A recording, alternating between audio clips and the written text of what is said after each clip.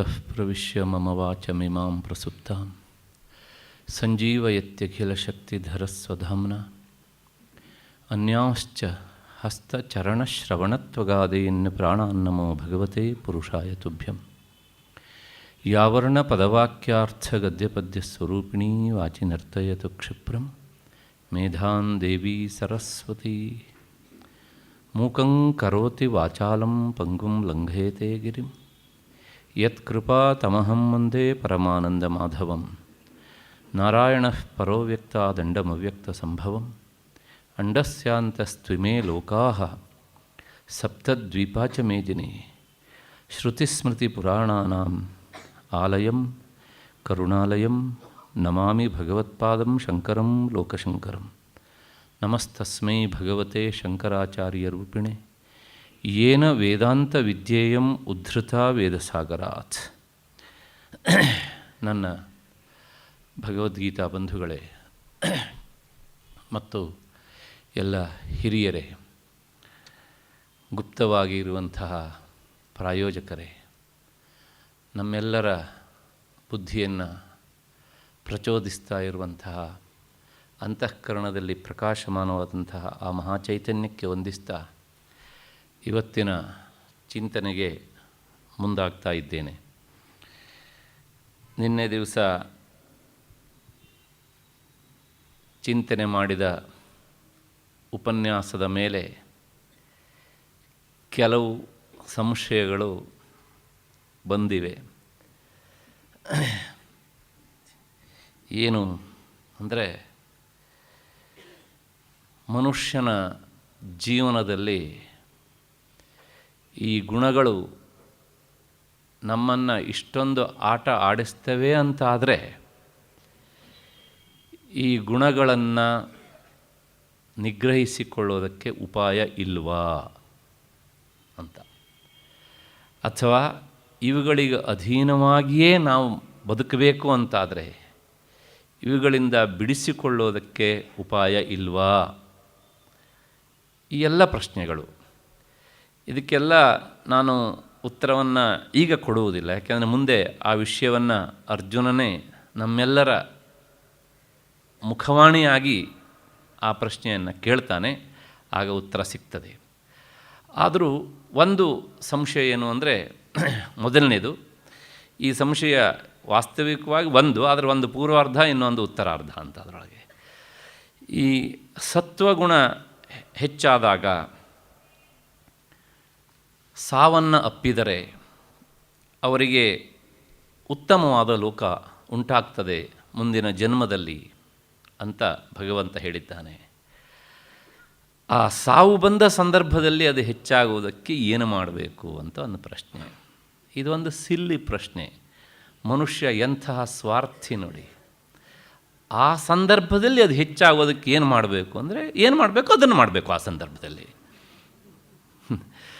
ತಾನು ಏನು ಮಾಡ್ತಾ ಇದ್ದೇನೆ ಎನ್ನುವ ಅರಿವೇ ಇಲ್ಲದಿದ್ದಾಗ ಆ ಸಂದರ್ಭದಲ್ಲಿ ಅದು ಹೆಚ್ಚಾಗಲಿಕ್ಕೆ ಏನು ಮಾಡಬೇಕು ಅಂತ ಪ್ರಶ್ನೆ ಕೇಳಿದರೆ ಇದಕ್ಕಿಂತ ಮೂರ್ಖತನದ ಪ್ರಶ್ನೆ ಇನ್ನೊಂದು ಉಂಟ. ಯಾಕೆಂದರೆ ಇದು ಯಾವುದೂ ಸಹ ಫಾಸ್ಟ್ ಫುಡ್ಗಳಲ್ಲ.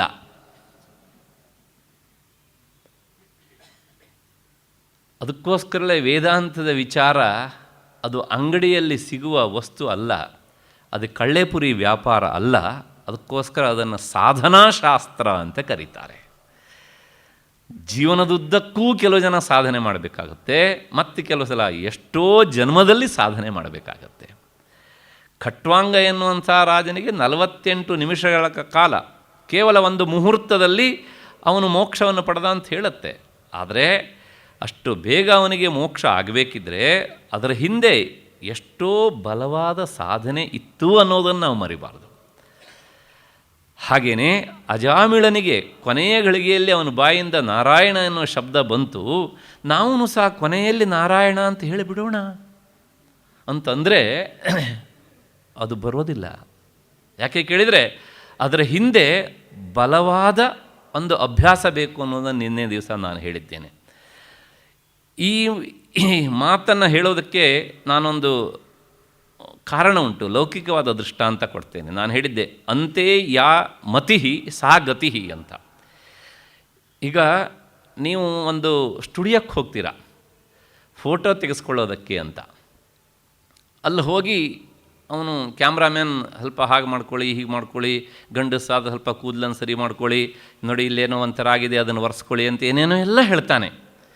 ಎಲ್ಲ ಮಾಡ್ತೀರಿ, ಅವನು ಹೇಳಿದ್ದು ಎಲ್ಲವನ್ನೂ ಮಾಡ್ತೀರಾ. ಆದರೆ ಅವನು ಇನ್ನೇನು ಕ್ಲಿಕ್ ಮಾಡಬೇಕು ಅಷ್ಟೊತ್ತಿಗೆ ನಿಮಗೆ ಆಕಳಿಕೆ ಬಂದುಬಿಡುತ್ತೆ.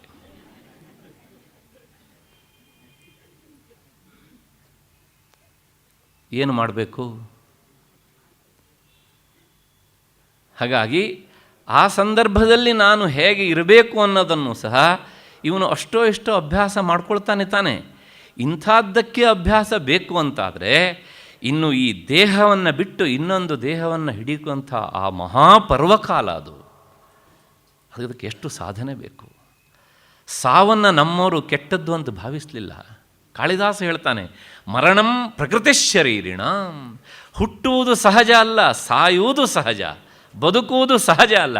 ನೀನು ಇಷ್ಟು ವರ್ಷ ಬದುಕಿದೆ ಅಂದರೆ ಸಾಯದೇ ಇದ್ದದ್ರಿಂದ ಬದುಕಿದ್ದೀಯ, ಅದೇ ಆಶ್ಚರ್ಯ. ಬದುಕಿದ್ದೇ ಆಶ್ಚರ್ಯ. ಅದಕ್ಕೆ ಬೇರೆ ಎಲ್ಲೂ ಹೋಗೋದು ಬೇಡ. ಬೆಂಗಳೂರಿನ ಈ ಟ್ರಾಫಿಕ್ಗಳ ಮಧ್ಯದಲ್ಲೂ ಸಹ ನಾವು ಓಡಾಡ್ತೇವೆ, ಏನೂ ಆಗದೆ ಚೆನ್ನಾಗಿದ್ದೇವೆ ಅಂದರೆ ಅದೊಂದು ಆಶ್ಚರ್ಯ ಅಲ್ವಾ? ಮತ್ತಷ್ಟೇ ಅಲ್ಲ, ಒಂದು ವಾಹನಕ್ಕೂ ಮತ್ತೊಂದು ವಾಹನಕ್ಕೂ ಕೆಲಸ ನೋಡಿ, ಒಂದು ಅಡಿ ಅಂತರ ಇರುವುದಿಲ್ಲ. ಅಂಥ ಸಂದರ್ಭದಲ್ಲೂ ಆಕ್ಸಿಡೆಂಟ್ ಆಗದೆ ಹೋಗುತ್ತೆ ಅಂತಾದರೆ ಅದು ನಿಜವಾದ ಆಶ್ಚರ್ಯ. ಹಾಗಾಗಿ ಮರಣಂ ಪ್ರಕೃತಿ ಶರೀರಿಣ, ಅದು ಪ್ರಕೃತಿ, ಅದು ಸಹಜವಾದದ್ದು. ಆದರೆ ಆ ಸಹಜವಾದದ್ದನ್ನು ನೀನು ಸಹಜವಾಗಿ ಸ್ವೀಕರಿಸುವುದನ್ನು ಕಲಿ. ಇಡೀ ನಿನ್ನ ಬದುಕಿನ ಉದ್ದೇಶ ಹೇಗಿರಬೇಕು ಅಂದರೆ, ನನಗೆ ಒಳ್ಳೆಯ ಮರಣ ಬರುವ ಹಾಗಿರಬೇಕು. ಹಾಗೆ ಬರುವ ಹಾಗಿರಬೇಕು ಅಂತಾದರೆ ನನ್ನ ಬದುಕು ಪರಿಶುದ್ಧವಾಗಿ ಇರಬೇಕು. ಜೀವನದುದ್ದಕ್ಕೂ ಮಾಡಬಾರದ್ದನ್ನು ಮಾಡೋದು, ಆಮೇಲೆ ಒಳ್ಳೆಯ ಮರಣ ಬರಲಿ ಅಂತ ಡಿಮ್ಯಾಂಡ್ ಮಾಡೋದು. How it is possible? ಹಾಗಾಗಿ ಶಾಸ್ತ್ರದ ಒಟ್ಟು ಮಾತನ್ನು ಹೇಳಬೇಕು ಅಂದರೆ, ನಿನ್ನ ಮರಣದಿಂದಲೇ ನಿನ್ನ ಬದುಕು ತೀರ್ಮಾನ ಆಗ್ತದೆ. ಅಂದರೆ ಏನು ಹೇಳ್ದಂಗಾಯ್ತು, ನೀನು ಬದುಕಿನಲ್ಲಿ ಯಾವುದನ್ನು ಬಲವಾಗಿ ಹಚ್ಚಿಕೊಳ್ತೀಯೋ ಅದು ನಿನ್ನ ಕೊನೆಯ ಕಾಲಕ್ಕೆ ಪ್ರತ್ಯಕ್ಷ ಆಗ್ತದೆ. ಆಸ್ತಿ ಪಾಸ್ತಿ, ಮನೆ ಮಠ, ವ್ಯಾಪಾರ, ಉದ್ಯೋಗ ಅಂದರೆ ಅದೇ ಕಾಣ್ತಾ ಇರ್ತದೆ. ಭಗವಂತ, ಆತ್ಮ, ಜೀವಾತ್ಮ, ಪರಮಾತ್ಮ ಎರಡೂ ಒಂದೇ. ನಾನು ದೇಹಿ ಅಲ್ಲ ಅಂದರೆ ನಾನು ದೇಹ ಅಲ್ಲ, ನಾನು ಇಂದ್ರಿಯ ಅಲ್ಲ, ನಾನು ಮನಸ್ಸಲ್ಲ, ನಾನು ಕೇವಲ ಶುದ್ಧ ಚೈತನ್ಯ. ಶಿವೋಹಂ ಶಿವೋಹಂ ಶಿವೋಹಂ ಅಂತ ಪ್ರಾಣ ಬಿಟ್ಟರೆ ಅವನು ಶಿವನೇ ಆಗ್ತಾನೆ. ಆದರೆ ಹಾಗೆ ಅಂದ್ಕೊಂಡು ಪ್ರಾಣ ಬಿಟ್ಟರೆ ಅಂದರೆ ಹೇಳಬೇಕು ಅಂತಾದರೆ ಅದರ ಹಿಂದೆ ಎಷ್ಟೋ ಜನ್ಮಗಳ ಸಾಧನೆ ಬೇಕು, ಎಷ್ಟೋ ಜನ್ಮಗಳ ಸಾಧನೆ ಬೇಕು. ಹಾಗಿಲ್ಲದಿದ್ದರೆ ಬರೋದಿಲ್ಲ. ಇವತ್ತು ಜನ ಬಹಳ ಅಡ್ವಾನ್ಸ್ ಆಗಿದ್ದಾರೆ. ಇಲ್ರಿ, ನಾನು ಹೇಳಿಬಿಟ್ಟಿದ್ದೇನೆ, ಆ ಕಾಲ ಬಂದಾಗ ಕ್ಯಾಸೆಟ್ಟನ್ನು ಪ್ಲೇ ಮಾಡಿಬಿಡಿ ಅಂತ ಹೇಳಿದ್ದೇನೆ ಹೀಗೆ ಅಂತ. ಅದ್ರ ಒಂದು ನೆನಪಿಟ್ಕೊಳ್ಬೇಕು, ಇವನು ಸಾಯ್ತಾನೆ ಅಂತಲೇ ಅಷ್ಟೊತ್ತಿಗೆ ಕರೆಂಟ್ ಹೋಗಿರುತ್ತೆ ಅಲ್ಲಿ, ಅದು ಪ್ಲೇ ಆಗೋಲ್ಲ. ಅದು ನಾವು ಎಷ್ಟು ಅಡ್ವಾನ್ಸು, ಅದಕ್ಕಿಂತ ಹೆಚ್ಚು ನಮ್ಮ ಪ್ರಾರಬ್ಧ ಅಡ್ವಾನ್ಸ್ ಆಗಿರುತ್ತೆ. ಅದನ್ನು ನಾವು ಅರಿಬಾರ್ದು. ಈ ಸಂದರ್ಭ ಬಂದಿದ್ದಕ್ಕೆ ಒಂದು ಘಟನೆ ಹೇಳ್ತೇನೆ. ಒಬ್ಬರು ಅವರು ಇವತ್ತಿಗೂ ಕೊರಗ್ತಾ ಇದ್ದಾರೆ. ಯಾಕೆ ಅಂದರೆ, ನನ್ನ ತಾಯಿಯವರು ಹಾಸಿಗೆ ಹಿಡಿದಾಗ ಅವರ ಕೊನೆ ಕಾಲದಲ್ಲಿ ನಾನು ಸನಿಹದಲ್ಲೇ ಇರಬೇಕು, ಅವರ ಬಾಯಿಗೆ ಗಂಗಾ ಹಾಕಬೇಕು ಅಂಥೇಳಿ ಸಂಕಲ್ಪ ಮಾಡಿಕೊಂಡು ಮನೆಯಲ್ಲೇ ಇದ್ದರು. ಆದರೆ ಏನಾಯಿತು ಕೇಳಿದರೆ, ಎಲ್ಲ ಮಾಡಿದರು ಸರಿ. ಆ ಕೊನೆಯ ಕಾಲದಲ್ಲಿ ಅದೇನಾಯಿತು, ಈ ಹಿಂದೆಲ್ಲ ಈ ಹಿತ್ತಾಳಿಯ ಗಿಂಡಿಗಳು ಬರ್ತಿದ್ವು, ಸ್ಮಾಲ್. ಅವರಿಗೆ ಪ್ರಾಣೋತ್ಕ್ರಮಣ ಕಾಲ ಸನ್ನಿಹಿತವಾಗಿದೆ. ಅದನ್ನು ಓಪನ್ ಮಾಡೋದಕ್ಕೆ ಅಂತ ಇವರು ಮಳೆ ಹುಡುಕ್ತಾ ಇದ್ದರು, ಪ್ರಾಣೋತ್ಕ್ರಮಣ ಆಗಿಬಿಡ್ತು. Even today he is feeling that.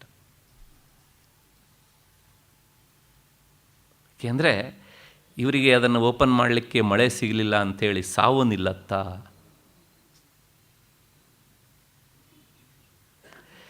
ಈ ಕಠೋರ ಸತ್ಯ ನಮಗೆ ಗೊತ್ತಿದ್ದರೂ ಎಂಥ ಸಿಲ್ಲಿ ಪ್ರಶ್ನೆಗಳನ್ನು ನಾವು ಕೇಳ್ತೇವೆ. ಆದ್ದರಿಂದ ಗೀತಾಚಾರ್ಯನ ಮಾತು ಸುಳ್ಳಾಗ್ಲಿಕ್ಕೆ ಸಾಧ್ಯ ಇಲ್ಲ. ಯಾಕೆಂದರೆ ಅವನಿಗೆ ಸ್ವಾರ್ಥ ಇಲ್ಲ. ಭಗವದ್ಗೀತೆನ ಅವಾರ್ಡಿಗೋಸ್ಕರ ಬರೆದಿದ್ದ? ವೇದವ್ಯಾಸರಿಗೆ ಯಾರಾದರೂ ಅವಾರ್ಡ್ ಕೊಟ್ರಾ? ಕೃಷ್ಣನಿಗೆ ಯಾರಾದರೂ ಅವಾರ್ಡ್ ಕೊಟ್ರಾ? ಇಲ್ಲಪ್ಪ, ನಮಗೆ ಸರಿಯಾದ ಪ್ರಶ್ನೆ ಕೇಳಕ್ಕೆ ಬರೋದಿಲ್ಲ, ನಮ್ಮೆಲ್ಲರ ಪ್ರತಿನಿಧಿಯಾಗಿ ನೀನು ಎಂಥೆಂಥ ಪ್ರಶ್ನೆ ಕೇಳಿದ್ದೀಯೆ, ಪ್ರಾಯಶಃ ನೀನು ಪ್ರಶ್ನೆಯನ್ನು ಕೇಳದೇ ಇದ್ದಿದ್ದರೆ ಈ ಗ್ರಂಥ ಸಂವಾದ ರೂಪದಲ್ಲಿ ಬರ್ತಾ ಇರಲಿಲ್ಲಪ್ಪ. ಕುಂತೀತನಯ, ಅರ್ಜುನ ನಿನಗೊಂದು ಅವಾರ್ಡ್ ಕೊಡ್ತೇವೆ ಅಂಥೇಳಿ ಯಾರು ಅವಾರ್ಡ್ ಕೊಟ್ಟರು ಅರ್ಜುನನಿಗೆ?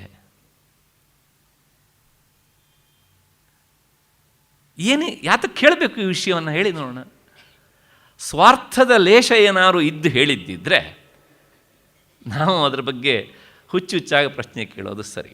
ಅದಕ್ಕಿಂತ ಜಾಸ್ತಿ ಅವನೇ ಮುಂದೆ ಹೇಳ್ತಾನೆ, ಈ ಯಾವುದು ನಮ್ಮ ಕಣ್ಣಿಗೆ ಕಾಣುವುದಿಲ್ವೋ ಆ ವಿಷಯದಲ್ಲಿ ನೀನು ನಿನ್ನ ಅಡ್ಡ ಬುದ್ಧಿಯನ್ನಿಟ್ಟುಕೊಂಡು ಅಡ್ಡ ಪ್ರಶ್ನೆ ಕೇಳಲಿಕ್ಕೆ ಹೋಗಬೇಡ. ತಸ್ಮಾತ್ ಶಾಸ್ತ್ರಂ ಪ್ರಮಾಣಂತೆ ಕಾರ್ಯ ವ್ಯವಸ್ಥಿತವು.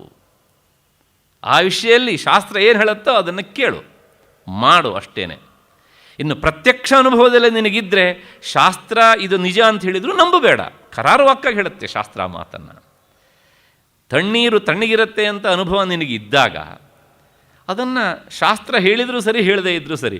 ಆದರೆ ಬಿಸಿ ನೀರೂ ಸಹ ಸುಡೋದಿಲ್ಲ, ಬಲವಾದ ಬಿಸಿ ನೀರು ಸುಡೋದಿಲ್ಲ ಅಂತ ಶಾಸ್ತ್ರ ಹೇಳಿದರೆ ನಂಬಬೇಡ ನೀನು. ಯಾಕೆ? ಅಲ್ಲಿ ನಿನ್ನ ಪ್ರತ್ಯಕ್ಷ ಪ್ರಮಾಣವೇ ಹೆಚ್ಚು ಪ್ರಮಾಣ, ಪ್ರತ್ಯಕ್ಷ ಅನುಭವವೇ ಹೆಚ್ಚು ಪ್ರಮಾಣ. ಇಷ್ಟು ಪ್ರಾಮಾಣಿಕವಾಗಿ ಪ್ರಾಯಶಃ ಯಾವ ತತ್ವಶಾಸ್ತ್ರಗಳು ಹೇಳೋದಿಲ್ಲ. ಇದು ಒಂದು ವಿಚಾರ. ಹಾಗಾಗಿ ನಾವು ಬದುಕಿನಲ್ಲಿ ಯಾವುದನ್ನು ಹಚ್ಚಿಕೊಳ್ತೇವೋ ಬಲವಾಗಿ ಅದು ಆ ಸಂದರ್ಭದಲ್ಲಿ ಆ ಗುಣ ಜಾಗೃತವಾಗುತ್ತೆ. ಹಾಗಾಗಿ ಅದನ್ನು ಸರಿ ಮಾಡಿಕೊಳ್ಳೋದು ಆ ಸಂದರ್ಭದಲ್ಲಿ ಅಲ್ಲ, ನಮಗೆ ತಿಳುವಳಿಕೆ ಬರ್ತಾ ಇದ್ದಾಗಲೇ, ಅಂದರೆ ಇಂದ್ರಿಯಗಳೆಲ್ಲ ಹರಿತವಾಗಿರಬೇಕಿದ್ದೇ ಆ ಪ್ರಯತ್ನ ಕೈ ಹಾಕಿಬಿಡಬೇಕು ಅಂತ. ಅಷ್ಟೋ ಇಷ್ಟೋ ಇರುತ್ತೆ, ಹೊಟ್ಟೆ ಚಿಂತೆ ಇರುತ್ತೆ, ಸಂಸಾರ ತಾಪತ್ರೆ ಇರುತ್ತೆ, ಯಾರಿಗಿಲ್ಲ? ಹುಟ್ಟಿದವರಿಗೆ ಎಲ್ಲರಿಗೂ ಉಂಟು. ಆದರೆ ನಾವೆಲ್ಲರೂ ಬಯಸುವುದೇನು? ಇಡೀ ಮನುಷ್ಯನ ಬದುಕಿನ ಉದ್ದೇಶ, ನಾನು ಮೊನ್ನೆ ದಿವಸನೇ ಹೇಳಿದ್ದೇನೆ, ಒಂದು ದುಃಖ ನಿವೃತ್ತಿ, ಇನ್ನೊಂದು ಸುಖ ಪ್ರಾಪ್ತಿ. ಲೌಕಿಕವಾದ ಸುಖದಿಂದಲೇ ತೃಪ್ತಿಪಟ್ಟು ಸಂತೋಷಪಡುವ ನಾವು ಆಧ್ಯಾತ್ಮಿಕವಾದಂಥ ಸುಖದಿಂದ ಸಿಗುವ ಈ ಅವಕಾಶದಿಂದ ನಾವು ಯಾಕೆ ವಂಚಿತರಾಗಬೇಕು ಅನ್ನೋ. ಹಾಗಾಗಿ ಅಷ್ಟು ಜೀವನದಲ್ಲಿ ಅದಕ್ಕೋಸ್ಕರ ಕೆಲವು ಸಮಯವನ್ನು ಮೀಸಲಾಗಿ ಇಡಬೇಕು. ಅದಕ್ಕೋಸ್ಕರ ಕೃಷ್ಣ ಮತ್ತೆ ಮತ್ತೆ ಆ ಗುಣಗಳ ವಿಚಾರವನ್ನು ಹೇಳ್ತಾನೆ. ಮತ್ತು ಇನ್ನೊಂದು ಇದೇ ಪ್ರಶ್ನೆಗೆ ಸಂಬಂಧಪಟ್ಟ ಹಾಗೆ ಇನ್ನೊಂದು, ಈ ನಾನು ಹೇಳಿದೆ ಮಾತನಾಡುವಾಗ ತಮೋಗುಣ ಅದು ಒಂದೇ ಅಲ್ಲ, ಅದರ ಹಿಂದೊಂದು ಮಿನಿ ಪರಿವಾರ ಉಂಟು ಅಂತ. ತಮೋಗುಣ ಏನು ಮಾಡಿಸುತ್ತೆ? ಅನವಧಾನ, ಪ್ರಮಾದ, ತಪ್ಪನ್ನು ಮಾಡಿಸುತ್ತೆ. ತಪ್ಪನ್ನು ಮಾಡಿದಾಗ ಏನಾಗುತ್ತೆ? ಬೇರೆಯವರು ನಮ್ಮನ್ನು ನಿಂದಿಸ್ತಾರೆ, ಅಂದರೆ ಬೈತಾರೆ. ಬೈದಾಗ ಏನಾಗುತ್ತೆ? ಬೇಸರ ಆಗುತ್ತೆ. ಬೇಸರ ಆದ ಏನಾಗುತ್ತೆ? ಆತ್ಮವಿಶ್ವಾಸ ಕುಸಿತದೆ. ಅಯ್ಯೋ ಏನೂ ಬೇಡ ಎನ್ನುವಂಥ ಈ ಎಲ್ಲ ಭಾವನೆಗಳು ಬರ್ತವೆ. ಇದನ್ನು ಹೇಳಿದ್ದು ಈ ಭಾವನೆಯನ್ನೇ ಮುಂದುವರಿಸ್ಕೊಂಡು ಹೋಗಲಿ ಅಂತಲ್ಲ, ಇದನ್ನು ಮೆಟ್ಟಿ ನಿಲ್ಲೋದಕ್ಕೆ ಪ್ರಯತ್ನ ಮಾಡು. ಅಲ್ಲೇ ಗೀತಾಚಾರ್ಯ ಹೇಳಿದ್ದಾನೆ ಏನು ಅಂದರೆ, ಯದಾ ಲೋಹ ಪ್ರವೃತ್ತಿ, ಅಲ್ಲೊಂದು ಶ್ಲೋಕ ಹೇಳಿದಾತ ಏನು ಅಂದರೆ, ಸತ್ವಗುಣ ಜಾಗೃತವಾದಾಗ ಅದು ರಜೋಗುಣವನ್ನು ತಮೋಗುಣವನ್ನು ಮೆಟ್ಟಿ ನಿಲ್ಲತ್ತೆ. ಹಾಗೆ ರಜೋಗುಣ ಜಾಗೃತವಾದಾಗ ಸತ್ವಗುಣವನ್ನು ತಮೋಗುಣವನ್ನು ಮೆಟ್ಟಿ ನಿಲ್ಲತ್ತೆ. ತಮೋಗುಣ ಜಾಗೃತವಾದಾಗ ರಜೋಗುಣವನ್ನು ಮತ್ತು ಸತ್ವಗುಣವನ್ನು ಮೆಟ್ಟಿ ನಿಲ್ತದೆ ಅಂತ. ಹಾಗಿದ್ರೆ ಇಲ್ಲಿ ನಮ್ಮ ಪ್ರಯತ್ನಕ್ಕೆ ಅವಕಾಶ ಇಲ್ಲವ ಅಂದರೆ ಅವಕಾಶ ಉಂಟು. ಆ ಕ್ಷಣದಲ್ಲಿ ನಾವು ಒಂದು ಕ್ಷಣಕಾಲ ವಿಚಾರ ಮಾಡಬೇಕು, ಅಯ್ಯೋ ನಾನು ತಪ್ಪು ಮಾಡಿದೆ ಅಂದರೆ ಈ ಗುಣ ಈಗ ನನ್ನಲ್ಲಿ ಕೆಲಸ ಮಾಡ್ತಾ ಇದೆ, ಮತ್ತು ನಾನು ಹೀಗೆ ತಪ್ಪು ಆಗೋದಕ್ಕೆ ಅವಕಾಶ ಕೊಡಬಾರ್ದು. ಅಂದರೆ ಇಂತಹ ಸಂದರ್ಭ ಬಂದಾಗ ಎಚ್ಚರಿಕೆಯಿಂದ ಇರಬೇಕು ಅಂತ. ಆಗೇನಾಗುತ್ತೆ? ತಮೋಗುಣ ಹಿಂದಕ್ಕೆ ಸರಿಯತ್ತೆ, ಸತ್ವಗುಣ ಜಾಗೃತವಾಗುತ್ತೆ. ಇವತ್ತು ನಾವು ಏನೆಲ್ಲ ಸೈಕಾಲಜಿ ಅಂತ ಹೇಳ್ತೇವೋ, ಈ ಸೈಕಾಲಜಿ ಎಲ್ಲ ಅದು ನಮ್ಮ ಭಾರತೀಯ ತತ್ವಶಾಸ್ತ್ರ ಪ್ರಕಾರ ಒಂದು ಸ್ವತಂತ್ರವಾದ ಶಾಸ್ತ್ರ ಅಲ್ಲ. ಇಟ್ಸ್ ಎ ಪಾರ್ಟ್ ಆಫ್ ವೇದಾಂತ. ಹಾಗಾಗಿ ಸೈಕಾಲಜಿ ಅಂತ ಹೇಳಿದರೆ ಸೈಕಾಲಜಿಯಲ್ಲಿ ಗುಣದ ವಿಚಾರ ಬರೋದಿಲ್ಲ, ಭಾರತೀಯ ತತ್ವಶಾಸ್ತ್ರ ಪ್ರಕಾರ ಪ್ರಕೃತಿಯ 3 ಅವಯವಗಳು ಈ ಗುಣಗಳು, ಸತ್ವ ರಜಸ್ಸು ತಮಸ್ಸು. ಇವುಗಳ ಸಮಷ್ಟಿಗೆ ಪ್ರಕೃತಿ ಅಂತ ಹೆಸರು. ಆದ್ದರಿಂದ ಇವುಗಳ ಮೇಲೆ ಮುಂದೆ ಸೈಕಾಲಜಿ. ಅಂದರೆ ಸೈಕಾಲಜಿಯ ಬೇರಿರೋದು ಎಲ್ಲಿ? ತತ್ವಶಾಸ್ತ್ರದಲ್ಲಿ.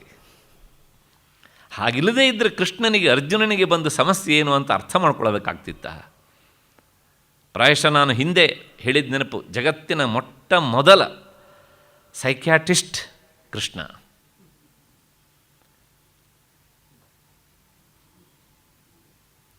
ಮತ್ತು ಆ ಪೇಷಂಟ್ ಅರ್ಜುನ, ಈ ಇಬ್ಬರ ಸಂವಾದವನ್ನು ಸಂಗ್ರಹಿಸಿ ದಾಖಲು ಮಾಡಿಟ್ಟವರು ವೇದವ್ಯಾಸರು.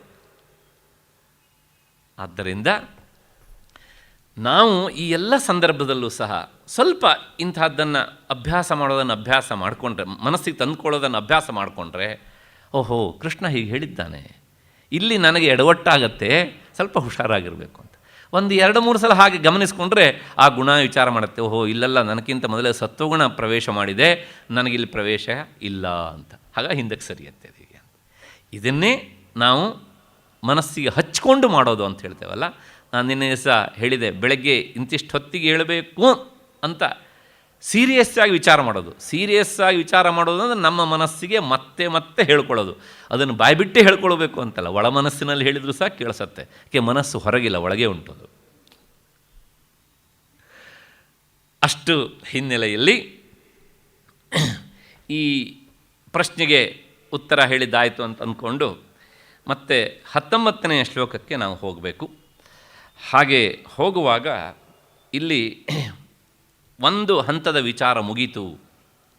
ಗೀತಾಚಾರ್ಯ ಹೇಳಬೇಕಾದದ್ದು ಏನು ಅಂದರೆ, ಸುಮಾರು ಈ 5ನೇ ಶ್ಲೋಕದಿಂದ ಆರಂಭ ಮಾಡಿ, ಎಲ್ಲಿಂದ ಈ ಸತ್ವಂ ರಜಸ್ತಮೈತಿ ಗುಣಾ ಪ್ರಕೃತಿ ಸಂಭವಾ ನಿಬಧ್ನಂತಿ ಮಹಾಬಾಹೋ ದೇಹೇ ದೇಹಿನಮವ್ಯಯಂ, ಇಲ್ಲಿಂದ ಶುರು ಮಾಡಿ ಊರ್ಧ್ವಂಗಚ್ಚಂತಿ ಸತ್ವಸ್ಥಾ ಮಧ್ಯೆ ತಿಷ್ಠಂತಿ ರಾಜಸಾಃ ಜಘನ್ಯಗುಣವೃತ್ತಸ್ಥಾಃ ಅಧೋಗಚ್ಚಂತಿ ತಾಮಸಾಃ. ಇಷ್ಟು ಶ್ಲೋಕಗಳಲ್ಲಿ ಸುದೀರ್ಘವಾಗಿ ಗೀತಾಚಾರ್ಯ ಈ ಗುಣಗಳು ಮಾಡುವ ಆಟವನ್ನು ನಮ್ಮ ಮುಂದೆ ವಿವರಿಸಿದ್ದಾನೆ. ಹಾಗಾಗಿ ಈ ಗುಣಗಳಿಗೆ ಸಿಲುಕಿದವನು, ಯಾವ್ಯಾವ ಗುಣಗಳಿಗೆ ಸಿಲುಕಿದವನು ಯಾವ್ಯಾವ ರೀತಿಯಲ್ಲಿ ವರ್ತಿಸ್ತಾನೆ ಅನ್ನೋದನ್ನು ನಮಗೆ ತಿಳಿಸಿಕೊಟ್ಟಿದ್ದಾನೆ. ಇಷ್ಟು ಹಿನ್ನೆಲೆಯಲ್ಲಿ ಮತ್ತೆ ಪುರುಷ ಪ್ರಕೃತಿಸ್ಥೋ ಹಿ ಭುಂಕ್ತೆ ಪ್ರಕೃತಿಜಾನ್ ಗುಣಾನ್ 13ನೇ ಅಧ್ಯಾಯದಲ್ಲಿ 21ನೇ ಶ್ಲೋಕ ಬಂದಿತ್ತು.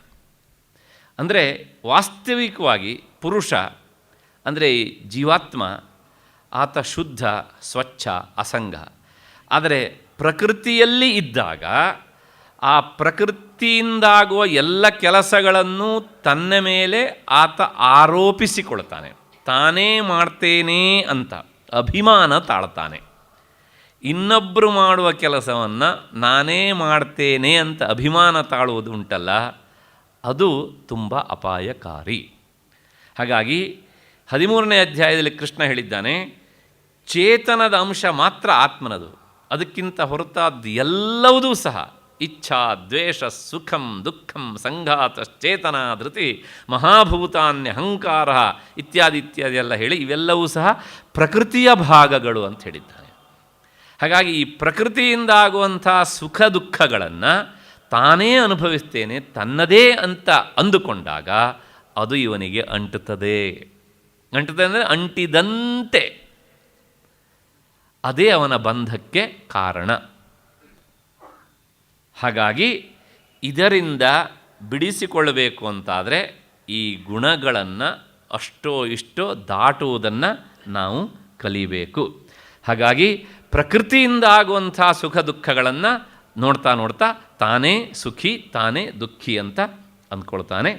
ಇಷ್ಟಾದ ಮೇಲೆ ಮತ್ತೆ ಒಂದು ನೆನಪಿಟ್ಕೊಳ್ಬೇಕು, ಆತ್ಮನಿಗೂ ಪ್ರಕೃತಿಯಿಂದ ಆಗುವಂಥ ಸುಖ ದುಃಖಗಳಿಗೂ ಯಾವುದೇ ಸಂಬಂಧ ಇಲ್ಲ. ಅದು ಕೇವಲ ಮಿಥ್ಯಾಭಿಮಾನ, ಅದು ಕೇವಲ ಸುಳ್ಳು ಭಾವನೆ. ಅಷ್ಟು ಆದ ಮೇಲೆ ಮತ್ತೆ ಈ ಮುಂದಿನ ಶ್ಲೋಕಕ್ಕೆ ಹೋಗಬೇಕು. 19ನೇ ಶ್ಲೋಕ ನಿನ್ನೆ ನಾನು ಸ್ವಲ್ಪ ಹೇಳಿದ್ದೆ, ಆದರೆ ಅದರ ಬಗ್ಗೆ ಸ್ವಲ್ಪ ವಿವರಣೆ ಬೇಕು ಅಂತ ಕೆಲವು ಜನ ಬಯಸಿದ್ದಾರೆ. ಈ ಶ್ಲೋಕವನ್ನು ಇನ್ನೊಂದು ಸಲ ಹೇಳಿಬಿಡ್ತೇನೆ. ನಾಣ್ಯಂ ಗುಣೇಭ್ಯ ಕರ್ತಾರಂ ಯದಾ ದೃಷ್ಟ ಅನುಪಶ್ಯತಿ ಗುಣೇಭ್ಯಶ್ಚ ಪರಂ ವೇತ್ತಿ ಮದ್ಭಾವಂ ಸೋಧಿಗಚ್ಚತಿ. ಈ ಶ್ಲೋಕದಲ್ಲಿ ಭಗವಂತ ಏನು ಹೇಳ್ತಿದ್ದಾನೆ ಅಂದರೆ, ಗುಣೇಭ್ಯ ಪರಂ ಕರ್ತಾರಂ ಯದಾ ದೃಷ್ಟ ನ ಅನುಪಶ್ಯತಿ. ಪ್ರಶ್ನೆ ಇಷ್ಟೇ, ಗುಣಗಳು ಅಂದರೆ ಗುಣಗಳ ಸಮಷ್ಟಿಗೆ ಪ್ರಕೃತಿ ಅಂತ ಹೆಸರು, ಅದು ಜಡ. ಮತ್ತು ದೃಷ್ಟ ನೋಡುವವನು ಆತ್ಮ ಅಂದರೆ ಜೀವಾತ್ಮ. ಇಲ್ಲಿರೋದು ಎರಡೇ, ಒಂದು ಜಡವಾದ ಪ್ರಕೃತಿ, ಆ ಪ್ರಕೃತಿಯನ್ನು ಬಿಡಿಸಿದಾಗ ಸತ್ವ ರಜಸ್ಸು ತಮಸ್ಸುಗಳು 3 ಅವಯವಗಳಿವೆ. ಮತ್ತು ಈ ಪ್ರಕೃತಿ ಕೆಲಸ ಮಾಡುವುದು ಯಾರ ಒಂದು ಸಾನ್ನಿಧ್ಯದಿಂದ? ಆತ್ಮನ ಸಾನ್ನಿಧ್ಯದಿಂದ. ಹಾಗಾಗಿ ಈ ಎಲ್ಲ ಕೆಲಸವನ್ನು ಸಹ ಮಾಡುವುದು ವೇದಾಂತದ ಪ್ರಕಾರ ಪ್ರಕೃತಿಯೇ ಹೊರತು ಆತ್ಮನಲ್ಲ. ಆತ್ಮ ಅಕರ್ತ, ಅವನು ಕರ್ತ ಎಂದೂ ಅಲ್ಲ. ಹಾಗಿದ್ದರೆ ನಾವು ಕೆಲಸ ಮಾಡಬೇಕಿದ್ರೆ ನಾನೇ ಇದನ್ನು ಮಾಡುವವನು ಅಂತ ಭಾವನೆ ನಮಗೆ ಬರುತ್ತಲ್ಲ, ನಾನೇ ಕರ್ತ, ಅಹಂಕರ್ತ ಅನ್ನೋ ಭಾವನೆ ಬರುತ್ತಲ್ಲ. ಹೌದು, ಅಲ್ಲಿ ವಾಸ್ತವಿಕ ಕರ್ತೃ ಪ್ರಕೃತಿ, ಆದರೆ ಆ ಪ್ರಕೃತಿ ಇರುವುದು ಆತ್ಮನ ಅತ್ಯಂತ ಸಮೀಪದಲ್ಲಿ. ಆದ್ದರಿಂದ ಅದರಲ್ಲಿ ಉಂಟಾಗುವಂತಹ ಈ ಎಲ್ಲ ಕ್ರಿಯೆಗಳು ಆತ್ಮನಲ್ಲಿ ಆರೋಪಿತವಾಗ್ತವೆ. ಹೇಗೆ ಅಂದರೆ, ಸ್ಫಟಿಕದ ಪಕ್ಕದಲ್ಲಿಟ್ಟಂತಹ ಬಣ್ಣದ ವಸ್ತು ಈಚೆ ಕಡೆಯಿಂದ ನೋಡಿದಾಗ ಸ್ಫಟಿಕದ್ದೇ ಬಣ್ಣ ಅಂತ ಅನಿಸುತ್ತೆ. ಹಾಗೆ ಆ ಆರೋಪಿತವಾದ ಗುಣಗಳನ್ನಿರಿಸಿಕೊಂಡು ನಾನೇ ಕರ್ತ, ಅಹಂ ಭೋಕ್ತ ಇತ್ಯಾದಿ ಎಲ್ಲ ಈ ಸಂಘಕ್ಕೆ ಆತ ಒಳಗಾಗಿ ಬಿಡ್ತಾನೆ. ಇದೇ ಬಂಧ. ಹಾಗಾಗಿ ನಿಜವಾದ ಕರ್ತ ಆತ್ಮ ಅಲ್ಲ. ಯಾರು ಹಾಗಿದ್ರೆ? ಪ್ರಕೃತಿಯೇ, ಅಂದರೆ ಈ ಗುಣಗಳೇ ಎಲ್ಲವನ್ನೂ ಮಾಡ್ತವೆ. ಇಷ್ಟಾದಮೇಲೆ ಮತ್ತೆ ಪುನಃ ಇನ್ನೊಂದು ಸಂಶಯ ಬರ್ತದೆ. ಪ್ರಕೃತಿ ಜಡ ಅಂತ ಅವತ್ತಿಂದನೂ ಹೇಳ್ತಾ ಬಂದಾಗಿದೆ. ಜಡವಾದದ್ದಕ್ಕೆ ಹೇಗೆ ಕರ್ತೃತ್ವ ಸಂಭವಿಸತ್ತೆ ಅಂತ. ಹೌದು, ಅದು ಜಡ, ಹೌದು, ಸಂಶಯನೇ ಇಲ್ಲ. ನಾನು ನಿನ್ನೆನೂ ಹೇಳಿದ್ದೇನೆ, ಕೇವಲ ಚೇತನಕ್ಕೂ ಕರ್ತೃತ್ವ ಇಲ್ಲ, ಏನೂ ಮಾಡೋದಿಲ್ಲ. ಜಡಕ್ಕೂ ಕರ್ತೃತ್ವ ಇಲ್ಲ. ಹಾಗಿದ್ರೆ ಜಡ ಚೇತನದ ಸನಿಹದಲ್ಲಿದ್ದು ಅದರ ಸಾನ್ನಿಧ್ಯ ಮಾತ್ರದಿಂದಲೇ ಚೇತನದಂತೆ ವರ್ತಿಸುವುದೇ ಕರ್ತೃತ್ವ. ಹಾಗಾಗಿ ಕರ್ತೃತ್ವ ಯಾರಿಗೆ ಹೇಳಬೇಕು? ಪ್ರಕೃತಿಗೆ, ಸತ್ವರಜಸ್ತಮೋ ಗುಣಗಳ ಸಮಷ್ಟಿ ರೂಪಕ್ಕೆ ಹೇಳಬೇಕು. ಆತ್ಮನಿಗೆ ಕರ್ತೃತ್ವ ಇಲ್ಲ. ಅದಕ್ಕೋಸ್ಕರ ನೋಡಿ, ಜೀವನ್ಮುಕ್ತನಾದವನಿಗೆ ಯಾವ ಕರ್ತೃತ್ವವೂ ಇಲ್ಲ. ಹಾಗಾಗಿ ಗುಣೇಭ್ಯಶ್ಚ ಪರಂವೇತ್ತಿ. ಹಾಗಿದ್ದರೆ ಆತ ಆತ್ಮನನ್ನು ಹೇಗೆ ತಿಳ್ಕೊಳ್ತಾನೆ ಅಂದರೆ, ಈ ಗುಣಗಳಿದ್ದಾವಲ್ಲ ಅವುಗಳಿಗಿಂತ ಪರಂ ಅಂದರೆ ಸಾಕ್ಷೀಭೂತನಾಗಿ ಆತ ಇರ್ತಾನೆ. ಸಾಕ್ಷಿ ಅಂದರೆ ಹೀ ಈಸ್ ದ ಸೀಯರ್, ನೋಡುವವನು ಅಷ್ಟೇ ಹೊರತನು ಸಹ ಅವನು ಮಾಡುವವನಲ್ಲ. ನೋಡುವವನಿಗೆ ನೋಡಿದ್ದೆಲ್ಲವೂ ಅಂಟಬೇಕು ಅಂತ ಇಲ್ಲ, ಆದರೆ ನಾವು ಅಂಟಿಸ್ಕೊಳ್ತೇವೆ. ನೋಡುವವನಿಗೆ ನೋಡಿದ್ದೆಲ್ಲವೂ ಅಂಟತ್ತಾ? ರಸ್ತೆಯಲ್ಲಿ ಹೋಗ್ತೇವೆ, ಹೋಗುವಾಗ ಏನೋ ಒಂದು ಹೊಲಸು ನಮ್ಮ ಕಣ್ಣಿಗೆ ಬಿತ್ತು, ನಾವು ನೋಡಿದೆವು. ನೋಡಿದ್ದು ಅಂಟುವುದಾದರೆ ಆ ಹೊಲಸ್ಸು ನಮಗೆ ಅಂಟಬೇಕಾಗಿತ್ತು, ಅಂಟತ್ತಾ? ಇಲ್ಲ. ಹಾಗಾಗಿ ನೋಡುಗನೇ, ಅವನೆಂದೂ ಸಹ ಮಾಡುವವನು ಅಲ್ಲ. ಹಾಗಾಗಿ ಗುಣೇಭ್ಯಶ್ಚ ಪರಂವೇತ್ತಿ. ಈ ಆತ್ಮ ಗುಣಗಳಿಗಿಂತ ಮಿಗಿಲಾದವನು, ಅಂದರೆ ಕೇವಲ ಸಾಕ್ಷಿ, ಗುಣಗಳ ವ್ಯಾಪಾರವನ್ನು ನೋಡುವವನು, ಅವನು ದೃಷ್ಟ ಆದವನು ಯಾವಾಗಲೂ ದೃಶ್ಯಕ್ಕಿಂತ ಬೇರೆ. ಭಗವತ್ಪಾದರೆ ಆ ಮಾತನ್ನು ಆತ್ಮಬೋಧದಲ್ಲಿ ಹೇಳ್ತಾರೆ, ಘಟದೃಷ್ಟ ಘಟಾದ್ ಭಿನ್ನ ಅಂತ. ಮಡಕೆಯನ್ನು ನೋಡುವವನು ಎಂದೂ ಮಡಕೆ ಆಗುವುದಿಲ್ಲ, ಆಗ್ತಾನ? ಮಡಕೆ ಬೇರೆ, ನೋಡುವವನು ಬೇರೆ. ಹಾಗೆ ಪಟದೃಷ್ಟ ಪಟಾದ್ ಭಿನ್ನ, ದೃಷ್ಟೃ ಬೇರೆ, ದೃಶ್ಯ ಬೇರೆ. ಹಾಗೆ ಯಾವನು ಈ ಗುಣಗಳನ್ನು ದೃಶ್ಯಸ್ಥಾನದಲ್ಲಿಟ್ಟು ನೋಡ್ತಾನೋ ಆತ ನಿಜವಾಗಿಯೂ ಸಹ ಮದ್ಭಾವಂ ಅಧಿಗಚ್ಚತಿ. ಅವನು ನನ್ನನ್ನು ಮದ್ಭಾವಂ ಅಂದರೆ ಮತ್ಸ್ವರೂಪತಾಂ ಅಂತ, ಅದನ್ನು ಅಧಿಗಚ್ಚತಿ ಪಡಿತಾನೆ, ನನ್ನ ಭಾವವನ್ನು ಆತ ಪಡ್ಕೊಳ್ತಾನೆ. ಇದಿಷ್ಟು ಈ ಶ್ಲೋಕದ ಒಟ್ಟು ವಿಚಾರ. ಇಷ್ಟಾದ ಮೇಲೆ ಈಗ ಅರ್ಜುನನಿಗೆ ಒಂದು ಸಂಶಯ ಬಂತು. ಅಲ್ಲ, ಮದ್ಭಾವಂ ಸೋಧಿಗಚ್ಚತಿ ಅಂತ ನೀನು ಹೇಳೋದಿಲ್ಲ, ನಿನ್ನನ್ನು ಅಂದರೆ ಆ ಮದ್ಭಾವವನ್ನು, ಆತ್ಮಭಾವವನ್ನು ಆತ ಹೇಗೆ ಪಡಿತಾನೆ ಅಂತ ಪ್ರಶ್ನೆ. ಅದಕ್ಕೋಸ್ಕರ ಉತ್ತರ ಹೇಳೋದಕ್ಕೆ 20ನೇ ಶ್ಲೋಕ ಹೊರಟಿದೆ. ಗುಣಾನ್ ಏತಾನ್ ಅತೀತ್ಯತ್ರೀನ್ ದೇಹಿ ದೇಹ ಸಮುದ್ಭವಾನ್ ಜನ್ಮ ಮೃತ್ಯು ಜರಾ ದುಃಖೈ ವಿಮುಕ್ತೋ ಅಮೃತಮಶ್ನುತೆ. ದೇಹಧಾರಿಯಾದ ಮನುಷ್ಯ ದೇಹಕ್ಕೆ ಕಾರಣಗಳಾದ ಈ 3 ಗುಣಗಳನ್ನು ದಾಟಿದರೆ, ಅಂದರೆ ಅತಿಕ್ರಮಿಸಿದರೆ, ಜನ್ಮ ಮತ್ತು ಮೃತ್ಯು ಮತ್ತು ಜರ ಈ 3ರಿಂದಾಗುವಂತಹ ದುಃಖಗಳಿಂದ ಪಾರಾಗಿ ಆತ ಅಮೃತವನ್ನು ಪಡಿತಾನೆ, ಅಮೃತತ್ವವನ್ನು ಪಡಿತಾನೆ. ಇದಿಷ್ಟು ಈ ಶ್ಲೋಕದ ಅರ್ಥ. ಇಲ್ಲಿ ನಾವು ಸ್ವಲ್ಪ ವಿಚಾರ ಮಾಡಬೇಕು. ದೇಹಿ ಅಂದರೆ ದೇಹ ಉಳ್ಳವನು, ಅಂದರೆ ತಾನು ದೇಹ ಎನ್ನುವಂಥ ಅಭಿಮಾನ ಉಳ್ಳವನು ದೇಹಿ ಅಂತ ಅರ್ಥ. ಮತ್ತು ದೇಹ ಸಮುದ್ಭವಾನ್, ದೇಹ ಸಮುದ್ಭವಾನ್ ಅಂದರೆ ದೇಹದಲ್ಲಿ ಉಂಟಾಗುವ ಅಂತ ಅರ್ಥ ಅಲ್ಲ, ದೇಹ ಉಂಟಾಗುವುದಕ್ಕೆ ಕಾರಣವಾದ ಅಂತ ಅರ್ಥ. ಈ ಗುಣಗಳು ದೇಹದಲ್ಲಿ ನಮಗೆ ಅನುಭವಕ್ಕೆ ಬರ್ತವೆ ಎನ್ನುವುದು ಎಷ್ಟು ಸತ್ಯವೋ ಅದಕ್ಕಿಂತ ಹೆಚ್ಚು ಸತ್ಯ ಈ ದೇಹ ಬರುವುದಕ್ಕೆ ಅವೇ ಕಾರಣ ಅಂತ. ಅದಕ್ಕೋಸ್ಕರಲೇ ಅಲ್ಲಿ ಭಗವಂತ ಹೇಳ್ತಾನೆ, ದೇಹ ಸಮುದ್ಭವಾನ್ ದೇಹೋತ್ಪತ್ತಿ ಬೀಜಭೂತಾನ್ ಅಂತ. ಈ ದೇಹದ ಉತ್ಪತ್ತಿಗೆ ಬೇಕಾದಂತಹ ಬೀಜ ಇರೋದು ಅವುಗಳಲ್ಲೇ. ಈ 3 ಸೀಡ್ಸ್ ಇದ್ದಾವಲ್ಲ, ಅವು ಎಂದೂ ಒಟ್ಟೊಟ್ಟಿಗೆ ಇರ್ತವೆ. ಹಾಗಾಗಿ ಆ 3ರಲ್ಲಿ ಮೊಳಕೆ ಆಗದೆ ವೇಸ್ಟ್ ಆಗೋದು ಅಂತ ಇಲ್ಲವೇ ಇಲ್ಲ. ಅದು ಒಂದೊಂದು ದೇಹವನ್ನು ಹುಟ್ಟಿಸ್ತಾ ಇರ್ತದೆ ಹೀಗೆ ಅಂತ. ಅಷ್ಟೇ ಅಲ್ಲ, ಅವನು ಮತ್ತೆ ಈ 3 ಗುಣಗಳು ದೇಹ ಬರೋದಕ್ಕೆ ಕಾರಣವಾಗಿವೆ ಅಂತ ತಿಳ್ಕೊಂಡವನು. ಮತ್ತೆಂಥವನು ಗುಣಾನ್ ಏತಾನ್ ಅತೀತ್ಯ, ಈ ಗುಣಗಳನ್ನು ದಾಟಬೇಕು. ದಾಟೋದು ಅಂದರೆ ನದಿ ದಾಟದಂಗೆ ಅಂತ ಅರ್ಥ ಅಲ್ಲ, ಅಥವಾ ಒಂದು ಕಾಲುವೆ ದಾಟದಂಗೆ ಅಂತ ದಾಟೋದು ಹಾಗೆ ಅರ್ಥ ಅಲ್ಲ. ಅಂದರೆ ಅವುಗಳನ್ನು ದೃಶ್ಯಸ್ಥಾನದಲ್ಲಿಟ್ಟು ನೋಡುವವನು, ಅವುಗಳು ಮಾಡುವಂತಹ ಆಟಕ್ಕೆ ಸಿಲುಕದೇ ಇರುವವನು ಅಂತ ಅರ್ಥ. ಇದೊಂದು ರೀತಿ ಈ ಗುಣಗಳ ಬಲೆ, ಈ ಬಲೆಗೆ ಸಿಗದೇ ಇರುವವನು ಆತ ಏನು ಮಾಡ್ತಾನೆ ಅಂದರೆ ಜನ್ಮ ಮೃತ್ಯು ಜರಾ ದುಃಖೈಹಿ, ಇದು 3 ದುಃಖವನ್ನು ಉಂಟು ಮಾಡುವಂತೆ. ಒಂದು ಜನ್ಮ, ಮತ್ತು ಇನ್ನೊಂದು ಮೃತ್ಯು ಮರಣ, ಮತ್ತು ಇದು 2ರ ಮಧ್ಯೆಯಲ್ಲಿ ಜರ ಮುಪ್ಪು. ಈ 3ರಲ್ಲಿ ನಮಗೆ ವಾಸ್ತವಿಕವಾಗಿ ಯಾವುದೂ ಇಷ್ಟ ಇಲ್ಲ. ಆದರೆ ಹುಟ್ಟಿಬಿಟ್ಟಿದ್ದೇವಲ್ಲ, ಹುಟ್ಟಿದ ತಪ್ಪಿಗೆ ಸಾಯೋದಕ್ಕೆ ಇಷ್ಟ ಇಲ್ಲ ನಮಗೆ.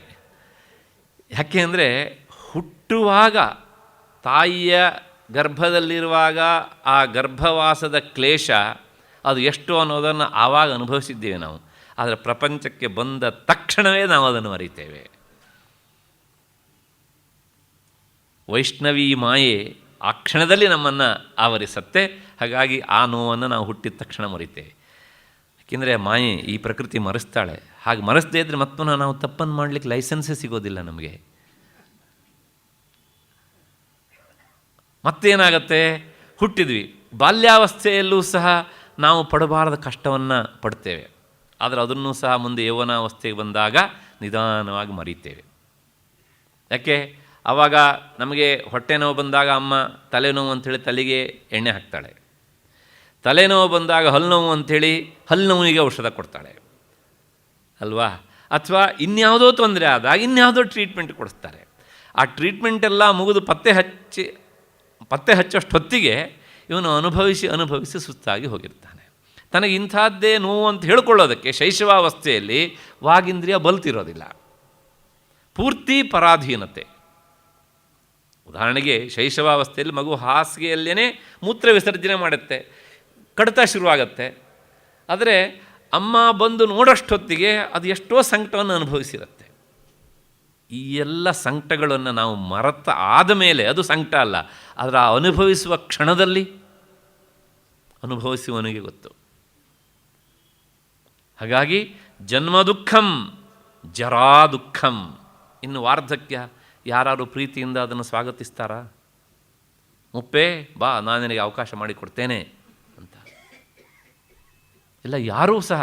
ಜಗತ್ತಿನಲ್ಲಿ ಇಷ್ಟಪಡದೇ ಇರುವಂಥ ಒಂದು ಅವಸ್ಥೆ ಅಂದರೆ ವಾರ್ಧಕಾವಸ್ಥೆ. ಆದರೆ ಅದು ಅನಿವಾರ್ಯ. ಆಯಿತು, ಇನ್ನು ಮುಂದಕ್ಕೆ ಹೋದರೆ ಸಾವು.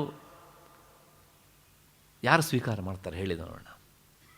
ಇಲ್ಲರಿ, ನಾನು ಇವತ್ತು ಸಿದ್ಧವಾಗಿ ಬಂದಿದ್ದೇನೆ, ನಾನು ರೆಡಿ ಇದ್ದೇನೆ ಅಂತ ಪ್ರಪಂಚದಲ್ಲಿ ಕೇಳಿ, ಬೇಕಿರೋ ಒಂದು ಸರ್ವೆ ಮಾಡಿ ನೋಡಿ. ಇಲ್ಲ. ಯಾಕೆ ಅಂದರೆ ಅದು ಸಂಕಟ. ನೇರ ಇವನಿಗೆ ಅನುಭವ ಇಲ್ಲದೇ ಇದ್ರೂ ಸಹ ಸಾಯೋರು ಪಡುವ ಸಂಕಟದ ಸುದ್ದಿ, ಅಥವಾ ಕೆಲವು ಸಲ ಇವನೇ ನೇರವಾಗಿ ನೋಡಿರ್ತಾನಲ್ಲ, ಅದನ್ನು ನೋಡಿಯೇ ಇವನಿಗೆ ಸಂಕಟ ಶುರುವಾಗುತ್ತೆ. ಅಷ್ಟೇ ಅಲ್ಲ, ಸಾಯ್ತೇನೆ ಅಂತ ಗೊತ್ತಾದಾಗಲ ಆವತ್ತಿಂದನೇ ಸಾಯೋದಕ್ಕೆ ಪ್ರಾರಂಭ ಆಗ್ತಾನೆ. ಆದ್ದರಿಂದ ಜನ್ಮ ಮತ್ತು ಮೃತ್ಯು ಜರಾ ದುಃಖೈಹಿ, ಈ ಮೂರರಿಂದಲೂ ಸಹ ಆತ ಆಗುವಂಥ ದುಃಖದಿಂದ ಬಿಡಿಸಿಕೊಳ್ತಾನೆ. ಯಾವಾಗ ಅಂದರೆ ಈ ಮೂರು ಗುಣಗಳನ್ನು ದಾಟಿದವನು. ಅಂದರೆ ಈ ಗುಣಾತೀತನಾದವನಿಗೆ ಹುಟ್ಟಿನ ಬಂಧ ಇಲ್ಲ, ಮತ್ತು ಸಾವಿನ ಒಂದು ಬಂಧವೂ ಇಲ್ಲ, ಮಧ್ಯೆಯಲ್ಲಿ ಅನುಭವಿಸುವ ದುಃಖವೂ ಅವನಿಗೆ ಇಲ್ಲ. ಯಾಕೆ ಇಲ್ಲ ಅಂದರೆ, ಹುಟ್ಟುವುದು ಅದು ದೇಹ, ದೇಹ ಅಂದರೆ ಅದು ಗುಣಗಳಿಂದ ಆದದ್ದು, ಗುಣಗಳು ಅಂದರೆ ಪ್ರಕೃತಿ. ಹಾಗಾಗಿ ಇದು ಪ್ರಕೃತಿ ಇದೆ ಅಷ್ಟೇ ಹೊರತು ಸಹ ನನ್ನದಲ್ಲ. ಹಾಗಾಗಿ ಪ್ರಕೃತಿ ನನಗಿಂತ ಬೇರೆ ಅಂತ ಆದಮೇಲೆ ಪ್ರಕೃತಿಯಿಂದ ಆಗುವಂಥ ಈ ಎಲ್ಲ ಕ್ರಿಯೆಗಳನ್ನು ನೋಡಿ ನಾನು ಯಾಕೆ ದುಃಖ ಪಡಬೇಕು? ಅವನು ದುಃಖ ಪಡುವುದಿಲ್ಲ.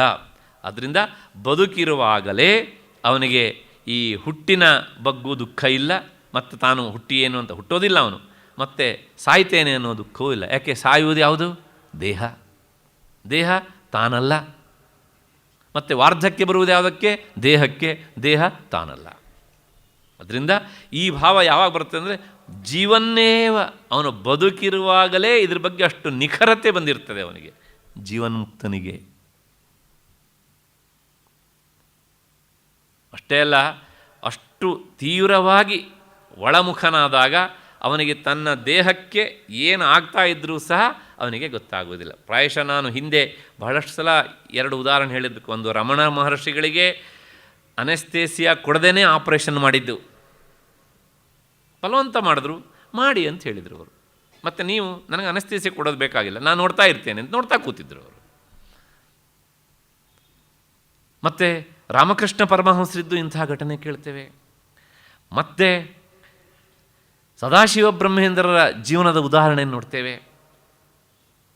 ಮತ್ತು ಪ್ರಾತಸ್ಮರಣೀಯರಂಥ ಚಂದ್ರಶೇಖರ ಭಾರತಿ ಸ್ವಾಮಿಗಳ ಉದಾಹರಣೆಯನ್ನು ನಾನು ಹೇಳಿದ್ದೇನೆ. ಆದರೂ ಈ ಎಲ್ಲ ವಿಷಯವನ್ನು ಒಂದು ಘಟನೆ ಯಾರು ಇನ್ನೊಮ್ಮೆ ಜ್ಞಾಪಿಸಿಕೊಳ್ಬೇಕು, ಯಾಕೆಂದರೆ ಗುಣಾತೀತರವರೆಲ್ಲ. ಹಾಗಾಗಿ ಸರ್ತಿಯವನು ಅವರು ಅಷ್ಟು ಬೇಗ ಸಮಾಧಿಗೆ ಹೋಗ್ತಾ ಇದ್ದು, ಅಂದರೆ ಆ ಗುಣಾತೀತನ ಸಂಪೂರ್ಣ ಲಕ್ಷಣ ಅವರಲ್ಲಿತ್ತು. ಸ್ನಾನ ಮಾಡ್ತಾನೆ ಇದ್ದರೆ ಎಷ್ಟೋ ಹೊತ್ತಾದರೂ ಹೇಳ್ತಾನೆ ಇರಲಿಲ್ಲ, ಹಾಗೇನೆ ಅಲ್ಲೇ ಧ್ಯಾನಸ್ಥರಾಗಿಬಿಡ್ತಾಯಿದ್ರು. ಅವರ ತಲೆ ಮೇಲೆ ಇನ್ನು ನೀರು ಹಾಕ್ತಾ ಇದ್ದರೆ ಎಷ್ಟೋ ಹೊತ್ತಾದರೂ ಹಾಕ್ತಾನೇ ಇದ್ದ. ನೀರು ಖಾಲಿ ಆದಮೇಲೂ ಮತ್ತೆ ತಂದು ನೀರು ಹಾಕ್ತಾ ಇದ್ದ. ಕೊನೆಗೆ ಎಷ್ಟೊತ್ತಿಗೆ ಹೇಳ್ತಾರೋ ಹೇಳಿ ಅಂತೇಳಿ ಇವನು ನೀರು ಹಾಕ್ತಾನೇ ಇದ್ದ. ಆ ತಾಮ್ರದ ಚಂಬಿನಿಂದ ತಲೆಯ ಹತ್ತಿರ ಹಿಡಿದು ಇದ್ದಕ್ಕಿದ್ದ ಹಾಗೆ ಬಹಿರ್ಮುಖರಾದರೂ ಎದ್ದುಬಿಟ್ರು. ಆ ತಂಬಿಗೆ ಅವರ ತಲೆಗೆ ತಾಗಿತು, ಇಷ್ಟು ದೊಡ್ಡ ಪೂಟ್ಲೆ ಗಂಟು ಬಂದುಬಿಡ್ತು. ಕಾಲಿಗೆ ಬಿದ್ದು ತಪ್ಪಾಯಿತು ನನ್ನಿಂದ ಅಂತ ಕೇಳಿಕೊಂಡ ಅವರ ಅತ್ಯಂತ ಸಮೀಪದ ವರ್ತಿ. ಆಗ ತಕ್ಷಣ ಅವರು ಹೇಳಿದ ಮಾತು, ಇದನ್ನು ಒಬ್ಬ ಜ್ಞಾನಿ ಆದವನು ಮಾತ್ರ ಹೇಳಬಲ್ಲ, ಸಾಮಾನ್ಯ ವ್ಯಕ್ತಿ ಹೇಳಲಿಕ್ಕೆ ಸಾಧ್ಯ ಇಲ್ಲ. ಏನು ಹೇಳಿದ್ರು ಅವರು?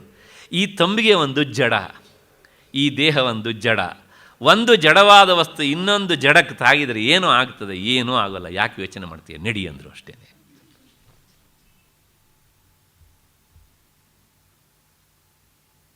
ಜಡಕ್ಕೆ ಜಡ ತಾಗಿದರೆ ಏನಾಗ್ತದೆ? ಇದನ್ನು ಯಾರು ಹೇಳಲಿಕ್ಕೆ ಸಾಧ್ಯ? ದೇಹ ಭಾವವನ್ನು ಮೀರಿ ನಿಂತವರು ಮಾತ್ರ ಸಾಧ್ಯ. ಅಂದರೆ ಪ್ರಕೃತಿಯ ಅಂಶವಾದಂಥ ದೇಹ ನಾನಲ್ಲ ಅಂತ ಯಾವನಿಗೆ ನಿಚ್ಚಳ ಆಗಿರುತ್ತೋ ಆತ ಮಾತ್ರ ಇದನ್ನು ಹೇಳಬಲ್ಲ. ಯಾಕೆಂದರೆ ಗೀತೆಯನ್ನು ಹೇಳುವಾಗ ಇಂಥ ಜ್ಞಾನಿಗಳೆಲ್ಲ ಅಲ್ಲಲ್ಲಿ ಆಗಾಗ ಬಂದು ಹೋಗ್ತಾ ಇದ್ದರೆ ಪ್ರಾಯಶಃ ಗೀತಾಚಾರ್ಯನಿಗೆ ಹೆಚ್ಚು ಸಂತೋಷ ಆದೀತು. ಹಾಗಾಗಿ ಈ ಗುಣಾತೀತ, ಈ ಸ್ಥಿತಪ್ರಜ್ಞ ಮತ್ತು ಅಕ್ಷರೋಪಾಸಕರು ಇವರೆಲ್ಲ ಇದ್ದಲ್ಲಿ ಪ್ರಾಯಶಃ ಈ ಮಹಾತ್ಮರೆಲ್ಲರೂ ಸಹ ಬರಬೇಕು. ಅಷ್ಟು ಹಿನ್ನೆಲೆಯಲ್ಲಿ ಜನ್ಮ ಮೃತ್ಯು ಜರಾ ದುಃಖೈ ವಿಮುಕ್ತ, ಮತ್ತು ಮುಂದೆ ಅಮೃತಮಶ್ನುತೆ, ಅವರು ಅಮೃತವನ್ನು ಪಡೀತಾರೆ. ಇದು ಯಾವ ಲೋಕದ ಅಮೃತನಪ್ಪ? ದೇವಲೋಕದ ಅಮೃತ ಅಲ್ಲ. ಆ ದೇವಾಸುರರು ಮಥನ ಮಾಡಿ ಪಡೆದ್ರಲ್ಲ, ಈ ಅಮೃತ ಅಲ್ಲ. ಅದು ಅಮೃತ ಹೌದು, ಆದರೆ ಯಾವುದಕ್ಕೆ ಹೋಲಿಸಿದೆ ಅಂದರೆ ನಾವು ತಿನ್ನುವ ಈ ಪಲ್ಯೂಟೆಡ್ ಆಹಾರಕ್ಕೆ ಹೋಲಿಸಿದರೆ ಅದು ಅಮೃತ. ಆದರೆ ಆ ಅಮೃತ ಕುಡಿದವರೂ ಸಹ ಒಂದು ದಿವಸ ಕೆಳಗೆ ಬರಲೇಬೇಕು. ನಾನು ಮೊನ್ನೆ ಹೇಳಿದ್ದೇನಲ್ಲ, ಯೋಗ ವಾಸಿಷ್ಠದ ಪೀಠಿಕೆಯಲ್ಲಿ ಅರಿಷ್ಟನೇಮಿ ರಾಜ ಕೇಳಿದ್ದೆ. ಪುಣ್ಯ ಇರುವವರಿಗೆ ಅಲ್ಲಿರ್ತಾರೆ, ಅದಾದಮೇಲೆ ಮತ್ತೆ ಪುನಃ ಏನಾಗುತ್ತೆ ಕೇಳಿದರೆ ಪುನರೇವ ಆಯಾಂತಿ, ಮತ್ತೆ ಪುನಃ ವಾಪಸ್ ಬರ್ತಾರೆ. ಆದರೆ ಈ ಅಮೃತ ಉಂಟಲ್ಲ, ಇದು ಅಮೃತ. ಒಮ್ಮೆ ಇದು ಸಿಕ್ಕಾಗ ಅವನಿಗೆ ಮತ್ತೆ ಮರಣ ಇಲ್ಲ. ಮರಣ ಇಲ್ಲ ಅಂದ್ರೇನು? ಅವನಿಗೆ ಹುಟ್ಟೇ ಇಲ್ಲ. ಯಾವನಿಗೆ ಮರಣ ಇಲ್ಲ? ಹುಟ್ಟಿದವನು ಸತ್ತೇ ಸಾಯ್ತಾನೆ ಅಲ್ವಾ? ಯಾವನು ಹಾಗಿದ್ರೆ ಸಾಯೋದಿಲ್ಲ ಅಂದರೆ ಯಾವನಿಗೆ ಜನ್ಮವೇ ಇಲ್ವೋ ಅವನಿಗೆ ಮರಣ ಇಲ್ಲ. ಹಾಗಾಗಿ ಅವನು ಅಮೃತಮಶ್ನುತೆ ಅಂದರೆ ಅಮೃತತ್ವ, ಮೋಕ್ಷವನ್ನು ಪಡಿತಾನೆ. ಮೋಕ್ಷ ಅಂದರೆ ಏನು? ಹುಟ್ಟು ಮತ್ತು ಸಾವುಗಳ ಈ ಗಂಟಿನಿಂದ ಬಿಡಿಸಿಕೊಳ್ಳುವುದು. ಹಾಗಾಗಿ ಈ ಮೂರು ರೀತಿಯ ಗುಣಗಳನ್ನು ದಾಟಿದವನಿಗೆ ಅವನಿಗೆ ಮೋಕ್ಷ ಕಟ್ಟಿಟ್ಟದ್ದು. ಹೆಚ್ಚಿಲ್ಲ ನೋಡಿ, ದಾಟಬೇಕಾದದ್ದು ಮೂರೇ ಮೂರು. ಆದರೆ ಈ ಮೂರೇ ಮೂರನ್ನು ದಾಟೋದಕ್ಕೆ ಮಿನಿಮಮ್ 100 ಸಲನಾರು ಜನ್ಮ ಎತ್ತಬೇಕು. ಸಾಧಕನಾಗಬೇಕು, ಪ್ರಯತ್ನ ಮಾಡಬೇಕು ಅನ್ನುವವರಿಗೆ. ಇಲ್ಲ, ಅದು ಗೊತ್ತೇ ಇಲ್ಲ ಅಂತಾದರೆ ಅವರು ಎಷ್ಟೋ 100 ಬಾರಿ ಜನ್ಮ ಎತ್ತಾರೆ ಅಷ್ಟೇ. ಅಷ್ಟು ಹಿನ್ನೆಲೆಯಲ್ಲಿ ಈ ಶ್ಲೋಕದ ವಿವರಣೆ ಸಾಕು ಅಂತ ಅಂದ್ಕೊಳ್ಳೋಣ. ಮತ್ತು ಈಗ ಅರ್ಜುನನಿಗೆ ಒಂದು ಸಂಶಯ ಬಂತು. ಅಲ್ಲ ಕೃಷ್ಣ, ನೀನು ಏನು ಹೇಳಿದೆ? ಬದುಕಿರುವಾಗಲೇ ಈ ಗುಣವನ್ನು ದಾಟಿದವನು ಅವನು ಮೋಕ್ಷವನ್ನು ಪಡಿತಾನೆ ಅಂತ. ಹಾಗಿದ್ದರೆ ಜೀವನ್ನೇವ ಗುಣಾನ್ ಅತೀತ್ಯ ಅಮೃತಂ ಅಶ್ನುತೆ ಇತಿ ಪ್ರಶ್ನಬೀಜಂ ಪ್ರತಿಲಭ್ಯ ಅರ್ಜುನ ಉವಾಚ. ಅಲ್ಲ, ಬದುಕಿರುವಾಗಲೇ ಇದನ್ನು ದಾಟೋದಕ್ಕೆ, ಪರಿಹಾರ ಮಾಡ್ಕೊಳ್ಳೋದಕ್ಕೆ ಸಾಧ್ಯನಾ ಅಂತ ಅರ್ಜುನನಿಗೆ ಸಂಶಯ ಬಂತು. ಪ್ರಾಯಶಃ ಈ ಸಂಶಯ ಅರ್ಜುನನಿಗಷ್ಟೇ ಅಲ್ಲ, ನಮಗೆಲ್ಲರಿಗೂ ಬರುತ್ತೆ. ಸಮಸ್ಯೆ ಬಂದಾಗ ನಾವೆಲ್ಲರೂ ಏನು ಮಾಡ್ತೇವೆ ಕೇಳಿದರೆ, ಆ ಸಮಸ್ಯೆಯ ಪರಿಹಾರ ಸಾಯೋದು ಅಂತ. ಇವತ್ತು ನೋಡಿ, ಬಹಳಷ್ಟು ಜನ ಸಮಸ್ಯೆ ಬಂದರೆ ಸಮಸ್ಯೆಯನ್ನು ಇದ್ದು ಎದುರಿಸ್ತೇನೆ ಅಂತ ಹೇಳೋದಕ್ಕಿಂತಲೂ ಸಮಸ್ಯೆಯನ್ನು ಸತ್ತು ಎದುರಿಸ್ತೇನೆ. ಪ್ರಾಯಶಃ ಅವತ್ತು ಇಂಥವ್ರು ಇದ್ದರು ಅಂತ ಕಾಣುತ್ತೆ. ಅದಕ್ಕೋಸ್ಕರ ಅರ್ಜುನ ಆಶ್ಚರ್ಯದಿಂದ ಕೇಳ್ತಾನೆ, ಬದುಕಿರುವಾಗಲೇ ಈ ಗುಣಗಳಿಂದ ಬಿಡಿಸಿಕೊಳ್ತಾನೆ ಅಂತಾದರೆ ಅದು ಹೇಗೆ ಸಾಧ್ಯ? ವಿಚಾರ ಮಾಡಿ. ಬಿಡಿಸ್ಕೊಳ್ಬೇಕಾದವನು ಬದುಕಿರುವ ಆಗಲೇ ಪ್ರಯತ್ನ ಮಾಡಬೇಕು, ಅಥವಾ ಸತ್ತ ಮೇಲೆ ಅದಕ್ಕೆ ಪ್ರಯತ್ನ ಮಾಡೋಕ್ಕಾಗತ್ತಾ? ಹಾಗಾಗಿ ಪ್ರಯತ್ನ ಮಾಡುವುದು ಬದುಕಿರುವಾಗಲೇ ಅಷ್ಟೇ ಹೊರತು ಸಹ ಸತ್ತ ಮೇಲೆ ಅಲ್ಲ. ಸತ್ತ ಮೇಲೆ ಏನು ಪ್ರಯತ್ನ ನಡೆಯುತ್ತೆ? ಮತ್ತು ಪುನಃ ಹುಟ್ಟೋದೆ. ಇನ್ನು ಏನು ಯಮಲೋಕಕ್ಕೆ ಹೋದರೆ ಕೊಟ್ಟ ಶಿಕ್ಷೆಯನ್ನು ಅನುಭವಿಸೋದೆ. ಸ್ವರ್ಗಕ್ಕೆ ಹೋದರೆ ಮತ್ತು ಪುನಃ ಅಲ್ಲಿ ಜ್ಞಾನಕ್ಕೆ ಅವಕಾಶ ಇಲ್ಲ, ಅಲ್ಲೂ ಸಹ ಅನುಭವಿಸೋದೆ. ಆದ್ದರಿಂದ ಇಲ್ಲಿ ಬದುಕಿರುವಾಗಲೇ ಈ ಪ್ರಯತ್ನವನ್ನು ಮಾಡಿ ಗುಣಾತೀತನಾಗೋದಕ್ಕೆ ಸಾಧ್ಯ ಅಂತ ಹೇಳಿದೆಲ್ಲ, ಅದು ಹೇಗೆ ಸಾಧ್ಯ ಅಂತ ಈಗ ಅರ್ಜುನನಿಗೆ ಸಂಶಯ ಬಂತು. ಹಾಗಾಗಿ ಅರ್ಜುನ ನಮ್ಮೆಲ್ಲರ ಪ್ರತಿನಿಧಿಯಾಗಿ ಮುಂದಿನ ಶ್ಲೋಕದಲ್ಲಿ 3 ಪ್ರಶ್ನೆಗಳನ್ನು ಕೇಳ್ತಾನೆ. ಈ ಅಧ್ಯಾಯದಲ್ಲಿ ಅರ್ಜುನನ ಇದು ಒಂದೇ ಪ್ರಶ್ನೆ, ಆದರೆ ಆ ಒಂದೇ ಪ್ರಶ್ನೆಯಲ್ಲಿ 3 ಪ್ರಶ್ನೆಗಳಿವೆ. ಕೈರ್ಲಿಂಗೈ ಸ್ತ್ರೀನ್ ಗುಣಾನ್ ಏತಾನ್ ಅತೀತೋ ಭವತಿ ಪ್ರಭೋ ಕಿಮಾಚಾರ ಕಥಂ ಚೈತಾನ್ ತ್ರೀನ್ ಗುಣಾನ್ ಅತಿವರ್ತತೆ. ಅರ್ಜುನ ಹೇಳಿದ, ಪ್ರಭೋ, ಈ 3 ಗುಣಗಳನ್ನು ದಾಟಿದವನು ಯಾವ ಚಿಹ್ನೆಗಳಿಂದ ಕೂಡಿರ್ತಾನೆ, ಅವನ ಆಚಾರ ಹೇಗಿರುತ್ತದೆ ಮತ್ತು ಈ 3 ಗುಣಗಳನ್ನು ಆತ ಹೇಗೆ ದಾಟ್ತಾನೆ. 3 ಪ್ರಶ್ನೆ. ಅಂದರೆ ಈ ಗುಣಗಳನ್ನು ದಾಟಿದವನ ಗುರುತು ಹೇಗೆ ಒಂದು, ಮತ್ತು ಅವನ ಆಚಾರ. ಆಚಾರ ಅಂದರೆ ಈ ಹಣೆಗೆ ಭಸ್ಮ ಇಟ್ಕೊಳ್ಳೋದು, ಅಥವಾ ನಾಮ ಹಾಕ್ಕೊಳ್ಳೋದು, ಅಥವಾ ಮುದ್ರೆ ಹಾಕ್ಕೊಳ್ಳೋದು, ಅಥವಾ ಬೇರೆ ಬೇರೆ ಮತದ ಆಚಾರಗಳು ಅಂತ ನಾವು ಹೇಳ್ತೇವಲ್ಲ, ಇದಲ್ಲ. ಇವೆಲ್ಲ ಏನೂ ಮಾಡೋಲ್ಲ. ಈ ಬರೇ ಹೊರಗಿನ ಸಿಂಬಲ್ಗಳು ನಮಗೆ ಅಧ್ಯಾತ್ಮ ದಾರಿಯಲ್ಲಿ ಏನು ಕೆಲಸ ಮಾಡೋದಿಲ್ಲ. ಯಾಕೆ ಈ ಮಾತನ್ನು ಹೇಳ್ತೇನೆ ಅಂದರೆ, ಕೆಲವು ಜನರಿಗೆ ಅದೇ ಬಹಳ ಮುಖ್ಯ. ಅದನ್ನು ನೋಡಿಯೇ ಅವರು ಮಹಾಜ್ಞಾನಿಗಳು ಅಂತ ಜನ ಕೈ ಮುಗಿಬೇಕು. ಇದಲ್ಲ. ಹಾಗಾಗಿ ಇಲ್ಲಿ ಆಚಾರ ಅನ್ನೋದಕ್ಕೆ ಅರ್ಥ ಅವನ ನಡತೆ, ಅವನ ನಡೆ ಹೇಗಿರುತ್ತೆ, ಮತ್ತಷ್ಟೇ ಅಲ್ಲ, ಅವನು ಹೇಗೆ ಈ 3 ಗುಣಗಳನ್ನು ದಾಟ್ತಾನೆ. ಇಲ್ಲಿ ಬಂದಂತಹ ಶಬ್ದ ಸ್ವಲ್ಪ ನೋಡಬೇಕು ನಾವು. ಕೈಹಿ ಲಿಂಗೈಹಿ. ನಮಗೆ ಲಿಂಗ ಅಂದ ತಕ್ಷಣ ಸಾಮಾನ್ಯವಾಗಿ ಈ ಸಂಸ್ಕೃತ ಓದುವವರಿಗೆ ಒಂದು ಸಂಸ್ಕಾರ ಇರ್ತದೆ.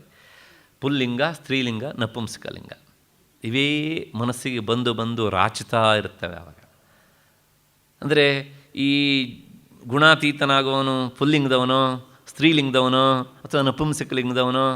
ನೋ, ಹೀಗೆ ಅರ್ಥ ಅಲ್ಲ. ಯಾಕೆಂದರೆ ಗೀತಾಚಾರ್ಯ ಹೇಳ್ತಾ ಇರುವಂಥ ಈ ವಿಚಾರ ಯಾವುದೇ ಒಂದು ಲಿಂಗದವರಿಗೆ ಸಂಬಂಧಪಟ್ಟಿದ್ದಲ್ಲ, ಯಾವುದೇ ಒಂದು ಮತದವರಿಗೆ ಸಂಬಂಧಪಟ್ಟಿದ್ದಲ್ಲ, ಯಾವುದೇ ವಯಸ್ಸಿನವರಿಗೆ ಸಂಬಂಧಪಟ್ಟಿದ್ದಲ್ಲ, ಯಾವುದೇ ಜಾತಿಯವರಿಗೂ ಸಂಬಂಧಪಟ್ಟಿದ್ದಲ್ಲ. ಹಾಗಾಗಿ ಇಲ್ಲಿನ ವಿಚಾರ ಜಾತಿ, ಮತ, ವಯಸ್ಸು, ಲಿಂಗ ಇದೆಲ್ಲವನ್ನೂ ಸಹ ಮೀರಿ ನಿಂತ ವಿಚಾರ. ಯಾಕೆಂದರೆ ಆತ್ಮತತ್ವವನ್ನು ತಿಳ್ಕೊಳ್ಬೇಕು ಎನ್ನುವಂಥದ್ದು ಯಾರಿಗೆ ಇರುತ್ತೋ ಅವರೆಲ್ಲರೂ ಇದಕ್ಕೆ ಅರ್ಹರು. ಆದ್ದರಿಂದ ಇಲ್ಲಿ ಹೇಳ್ತಾ ಇರುವಂಥ ಭಾಷೆಗೆ ಸಂಬಂಧಪಟ್ಟ ಲಿಂಗ ಅಂತ ಅರ್ಥ ಅಲ್ಲ. ಹಾಗಿದ್ರೆ ಕೈರ್ಲಿಂಗೈಹಿ, ಲಿಂಗೈಹಿ ಅಂದರೆ ಗುರುತು, ಚಿಹ್ನೆ ಅಂತ ಅರ್ಥ. ಆ ಗುಣಾತೀತನಾದವನ ಗುರುತು ಹೇಗಿರುತ್ತದೆ ಅಂತ ಕೇಳಿದ. ಕೈರ್ಲಿಂಗೈಹಿ, ಯಾವ ಗುರುತುಗಳಿಂದ ನಾವು ಅವನನ್ನು ಪತ್ತೆ ಹಚ್ಚಬಹುದು, ಇವನು ಗುಣಾತೀತ ಅಂತ. ಅಲ್ಲ, ಅವನೇನಾದ್ರು ಹೇಳ್ತಾನೋ? ಹೇಳೋದಿಲ್ಲ. ಯಾಕೆಂದ್ರೆ ಅವನು ಇವತ್ತಿನವನಲ್ಲ. ನಾವಾದ್ರೆ ಹಾಗಲ್ಲ, ಕೇಳೋಕ್ಕಿಂತ ಮೊದಲೇ ತಗೊಳ್ರಿ ನನ್ನ ಕಾರ್ಡು, ಕಾಂಟ್ಯಾಕ್ಟ್ ಮಾಡಿ. ಅವನು ಹೇಳೋದಿಲ್ಲ. ಅಷ್ಟೇ ಅಲ್ಲ, ನಮ್ಮ ಅಕ್ಕಪಕ್ಕದಲ್ಲೇ ಇದ್ರೂ ಸಹ ಗೊತ್ತಾಗೋದಿಲ್ಲ. ಹಾಗಿರ್ತಾರೆ ಅವರು. ಮತ್ತು ಕೈರ್ಲಿಂಗೈಹಿ ತ್ರೀನ್ ಗುಣಾನೇತಾನ್ ಅತೀತೋ ಭವತಿ ಕಿಮಾಚಾರ. ಆಚಾರ ಅಂದರೆ ಹೇಳಿದ್ದೆ ನಾನು, ನಡೆ, ಅವನ ನಡತೆ ಹೇಗಿರುತ್ತೆ, ಮತ್ತು ಅವನು ಹೇಗೆ ಇದನ್ನು ದಾಟ್ತಾನೆ. ಈ ಪ್ರಶ್ನೆಯನ್ನು ಅರ್ಜುನ ಯಾಕೆ ಕೇಳಿದ, ಅವನಿಗೆ ತಿಳ್ಕೊಳ್ಬೇಕು ಅಂತ. ಆದರೆ ಇದಕ್ಕೆ ಭಾಷ್ಯ ಬರಿತ ಭಗವತ್ಪಾದರು ಹಿಂದೂ ಇಂಥ ಮಾತನ್ನು ಹೇಳಿದರು, ಇಲ್ಲೂ ಹೇಳ್ತಾರೆ. ಯಾವಾಗಲೂ ಇಂತಹ ಈ ಪ್ರಶ್ನೆಯನ್ನು ಕೇಳುವುದು 2 ಉದ್ದೇಶದಿಂದ. ಅದಕ್ಕೆ ಉತ್ತರ ಹಾಗೇನೆ.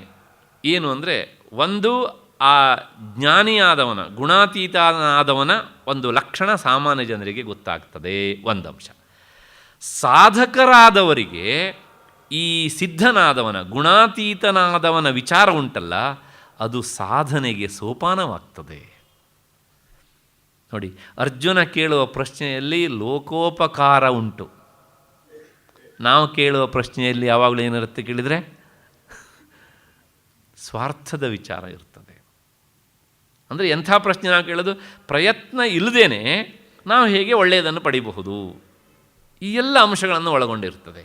ಆ ಹಿನ್ನೆಲೆಯಲ್ಲಿ ಭಗವಂತ ಹೇಳ್ತಾನೆ, ಗುಣಾತೀತಸ್ಯ, ಆ ಭಾಷ್ಯ ಎಲ್ಲ ತುಂಬ ಚೆನ್ನಾಗುಂಟು ಈ ಭಾಗದಲ್ಲಿ. ಗುಣಾತೀತಸ್ಯ ಲಕ್ಷಣಂ ಗುಣಾತೀತುತ್ತ ಉಪಾಯಂಚ ಅರ್ಜುನೇನ ಪೃಷ್ಟ ಅಸ್ಮಿನ್ ಶ್ಲೋಕೆ ಪ್ರಶ್ನೆದ್ವಯಾರ್ಥಂ ಪ್ರತಿವಚನಂ. 2 ಪ್ರಶ್ನೆಗೆ ಉತ್ತರ ಕೊಟ್ಟಾಗ ಭಗವಂತ ಒಂದು ಕೈರ್ಲಿಂಗ ಯುಕ್ತ ಗುಣಾತೀತ ಭವತಿ ಇತಿ ಅಷ್ಟು ಹೇಳಿ ಮತ್ತೆ ಮುಂದೆ ಭಗವಂತ ಇದಕ್ಕೆ ಉತ್ತರ ಹೇಳ್ತಾನೆ. 2 ಶ್ಲೋಕಗಳಿಂದ ಆ ಕೈರ್ಲಿಂಗೈ ಯುಕ್ತ ಗುಣಾತೀತ ಭವತಿ, ಆ ಗುಣಾತೀತನಾದವನ ಗುರುತು ಹೇಗೆ ಅಂತ ಕೇಳಿದ್ನಲ್ಲ, ಆ ಗುರುತನ್ನು 2 ಶ್ಲೋಕಗಳಿಂದ ಭಗವಂತ ಹೇಳ್ತಾನೆ. ಗುಣಾತೀತನಾದವನ ಗುರುತು ನಮಗೆ ನೋಡುವ ಸೂಕ್ಷ್ಮ ಕಣ್ಣಿದ್ರೆ ಅದು ಕಂಡುಬರುತ್ತೆ, ಅಲ್ಲದಿದ್ದರೆ ಗೊತ್ತಾಗೋದಿಲ್ಲ ಅದು. ಅವನು ಹೇಗಿರ್ತಾನೆ? ಶ್ರೀ ಭಗವಾನುವಾಚ ಪ್ರಕಾಶಂಚ ಪ್ರವೃತ್ತಿಂಚ ಮೋಹಮೇವ ಚ ಪಾಂಡವ ನ ದ್ವೇಷ್ಟಿ ಸಂಪ್ರವೃತ್ತಾನಿ ನ ನಿವೃತ್ತಾನಿ ಕಾಂಕ್ಷತಿ. ಭಗವಂತ ಹೇಳಿದ, ಪಾಂಡವ ಸತ್ವಗುಣದ ಕಾರ್ಯವಾದಂತಹ ಪ್ರಕಾಶ ಮತ್ತು ರಜೋಗುಣದ ಕಾರ್ಯವಾದ ಪ್ರವೃತ್ತಿ, ತಮೋಗುಣದ ಕಾರ್ಯವಾದ ಮೂಢತೆ ಅಥವಾ ಮೌಢ್ಯ, ಇವು ತಲೆದೋರಿದಾಗ ಗುಣಾತೀತನಾದವನು ಯಾಕೆ ಹೀಗೆ ನನಗೆ ಆಯಿತು ಅಂತ ಅವನು ದ್ವೇಷಿಸುವುದೂ ಇಲ್ಲ. ಆ ಗುಣಗಳನ್ನು ಅವು ಅಡಗಿ ಹೋದಾಗ, ಅಂದರೆ ಈ ಗುಣಗಳು ಏನೂ ಮಾಡದೇ ಇದ್ದಾಗ ಅಯ್ಯೋ ಇವು ಬೇಕಾಗಿತ್ತು ನನಗೆ ಅಂತ ಬಯಸೋದೂ ಇಲ್ಲ. ನ ದ್ವೇಷ್ಟಿ ನ ಕಾಂಕ್ಷತಿ, ಅವುಗಳು ಕೆಲಸ ಮಾಡ್ತಾ ಇದ್ದಾಗ ಅವುಗಳ ಬಗ್ಗೆ ಆತ ಇವು ಹೀಗೆ ಮಾಡ್ತಾ ಇದ್ದಾವಲ್ಲ ಅಂತ ಅವುಗಳನ್ನು ಬಯೋದಕ್ಕೆ ಹೋಗೋದಿಲ್ಲ. ಮತ್ತು ಅವು ಕೈತಪ್ಪಿ ಹೋದಾಗ ಬೇಕಿತ್ತು, ನಮಗೇನಾಗುತ್ತೆ ಸತ್ವಗುಣ ಇದ್ದಾಗ ಸ್ವಲ್ಪ ಕೆಲಸ ಮಾಡಲಿ ಯಾಕೆಂದರೆ ಒಳ್ಳೆಯದಾಗತ್ತಲ್ಲ ಹೀಗೆ ಅಂಥೇಳಿ, ಅದನ್ನು ಸಹ ಆತ ಬಯಸೋದಿಲ್ಲ. ಇಷ್ಟು ಪ್ರಕಾಶ ಅಂತ ಶಬ್ದ ಉಂಟು ಅಲ್ಲಿ. ಪ್ರಕಾಶಂಚ, ಪ್ರಕಾಶ ಅಂದರೆ ನಿನ್ನೆ ದಿವಸ ನಾನು ಹೇಳಿದ್ದೆ, ಸತ್ವಗುಣದ ಒಂದು ಕೆಲಸ ಏನು ಅಂದರೆ ಪ್ರಕಾಶ. ಎಲ್ಲ ಇಂದ್ರಿಯಗಳಲ್ಲೂ ಸತ್ವಗುಣ ಹೆಚ್ಚಾದಾಗ ಪ್ರಕಾಶ ಉಂಟಾಗತ್ತೆ. ಪ್ರಕಾಶ ಅಂದರೆ ಸೂರ್ಯನ ಪ್ರಕಾಶ, ದೀಪದ ಪ್ರಕಾಶ ಅಂತ ಅರ್ಥ ಅಲ್ಲ, ಜ್ಞಾನಗ್ರಹಣೇಚ್ಛ.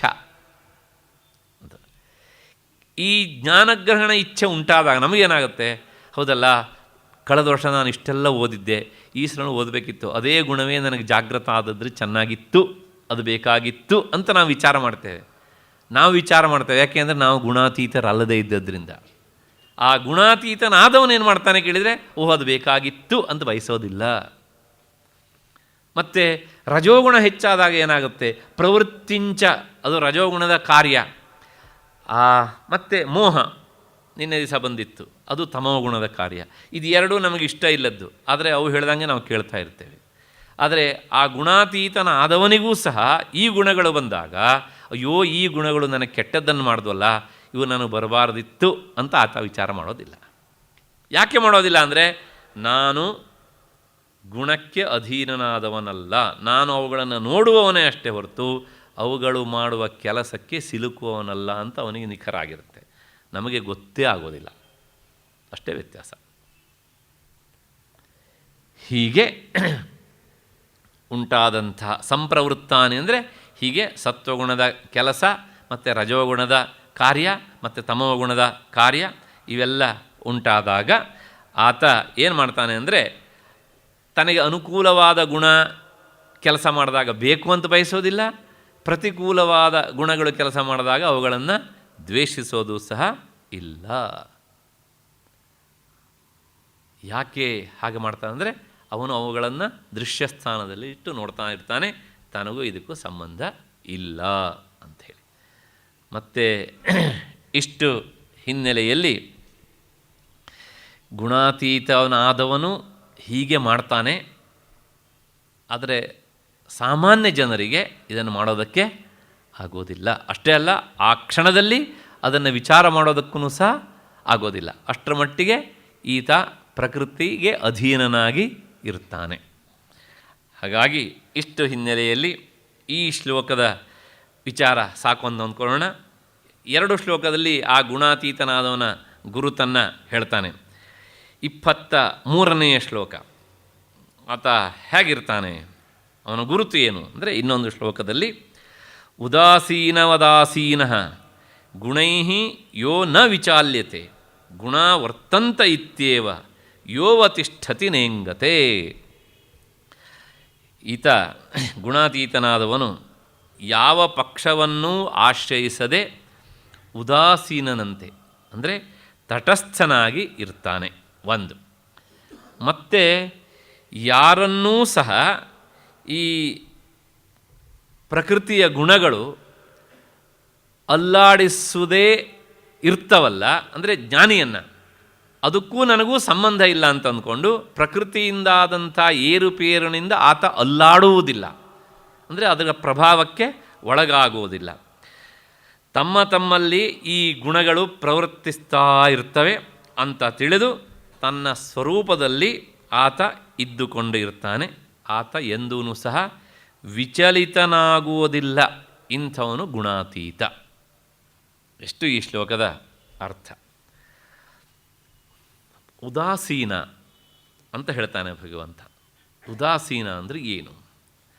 ನಾವು ಈ ಉದಾಸೀನ ಅನ್ನೋದನ್ನು ಕನ್ನಡದಲ್ಲಿ ಸೋಮಾರಿಗೆ ಉದಾಸೀನ ಅಂತ ಬಳಸ್ತೇವೆ. ಏನು ಉದಾಸೀನ ನೀನು ಹೀಗೆ ಅಂತ. ಆದರೆ ಉದಾಸೀನ ಅನ್ನೋದಕ್ಕೆ ಏನನ್ನೂ ಮಾಡದೇ ಇರುವವನು ಅಂತ ಅರ್ಥ ಅಲ್ಲ. ಇಬ್ಬರ ನಡುವೆ ಜಗಳ ಉಂಟಾದಾಗ ಒಬ್ಬಾತ ಅದರೊಳಗೆ ಇವನಿಗೆ ಬೇಕಾದವನು, ಇನ್ನೊಬ್ಬ ಇವನಿಗೆ ಆಗದೇ ಇರುವವನು, ಶತ್ರು ಮಿತ್ರ ಅಂತ ಅಂದ್ಕೊಳ್ಳಿ. ಆ ಶತ್ರು ಮಿತ್ರರಲ್ಲಿ ಯಾರ ಕಡೆಗೂ ಸೇರದೇ ಇರುವಂಥ ಸ್ವಭಾವದವನನ್ನು ಉದಾಸೀನ ಅಂತ ಕರೀತಾರೆ. ಅಂದರೆ ಶತ್ರು ಪಕ್ಷವನ್ನಾಗಲಿ ಮತ್ತು ಮಿತ್ರರ ಪಕ್ಷವನ್ನಾಗಲಿ ಸೇರದೇ ಇರುವವನು ಉದಾಸೀನ. ಇಂಥವ್ರು ಇರ್ತಾರಾ ಅಂದರೆ ಇರ್ತಾರೆ.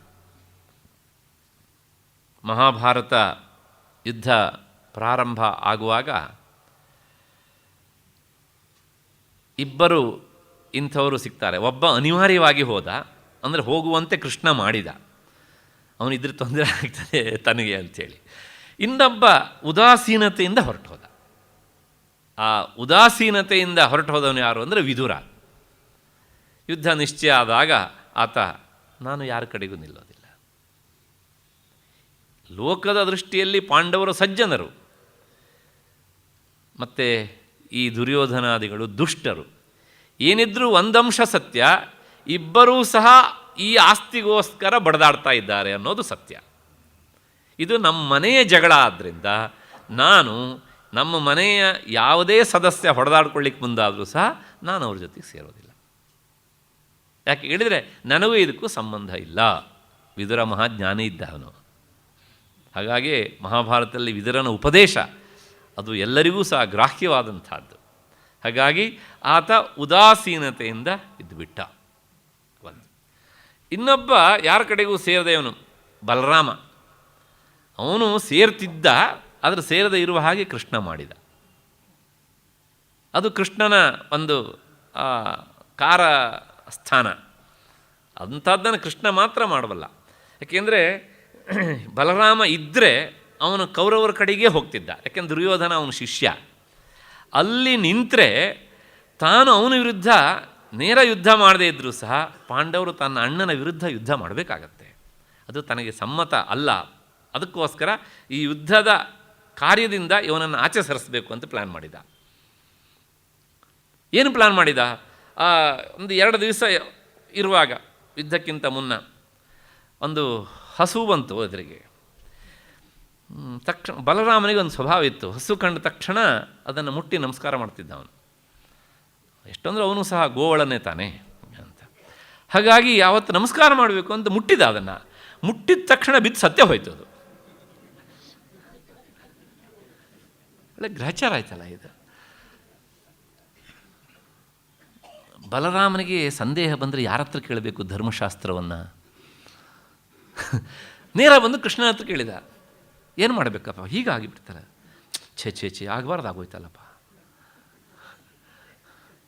ಸರ್ವಭೂತಾಂತರಾತ್ಮ ಅವಂದೇ ಅಲ್ವಾ. ಹಾಗಾಗಿ ಯಾರ ಮನಸ್ಸಿನಲ್ಲಿ ಏನಿದೆ ಅಂತ ಬಲ್ಲವನು, ಯಾರ ಮನಸ್ಸು ಎನ್ನುವ ಕುಂಭದಲ್ಲಿ ಅಮೃತ ಇದೆ, ಯಾರ ಮನಸ್ಸು ಎನ್ನುವಂಥ ಕುಂಭದಲ್ಲಿ ವಿಷ ಇದೆ ಅಂತ ಬಲ್ಲವನು. ಯಾಕೆಂದರೆ ಆ ಮನಸ್ಸು ಎನ್ನುವಂಥ ಘಟದ ಹಿಂದೆ ಅವನು ಸದಾ ಇರುವವನು. ಹಾಗಾಗಿ ಒಟ್ಟಾರೆ ಆಗಬಾರ್ದು ಆಗೋಯ್ತಲ್ಲ ಅಣ್ಣ, ಏನು ಮಾಡಬೇಕು ಇವಾಗ? ನನಗನ್ನಿಸುತ್ತೆ ತೀರ್ಥಯಾತ್ರೆ ಬಿಟ್ಟರೆ ಇದಕ್ಕೆ ಬೇರೆ ಪರಿಹಾರ ಇಲ್ಲ ಅಂದ ಅವನು. ಸಾಗಾಕ್ಬಿಟ್ಟ ಅವನನ್ನು.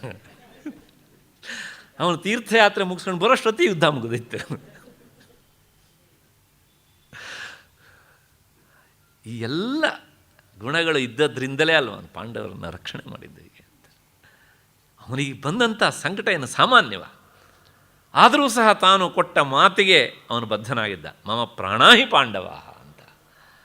ಅಷ್ಟು ಹಿನ್ನೆಲೆಯಲ್ಲಿ ಉದಾಸೀನ ಅವನು ಉದಾಸೀನಂತೆ ಸುಮ್ಮನೆ ಕುಳಿತಿರ್ತಾನೆ. ಯಾರ ಪಕ್ಷವನ್ನೂ ಆತ ವಹಿಸುವುದಿಲ್ಲ. ಮತ್ತು ಹೇಗಿರ್ತಾನೆ? ಗುಣೈಹಿ ಯೋ ನ ವಿಚಾಲ್ಯತೆ.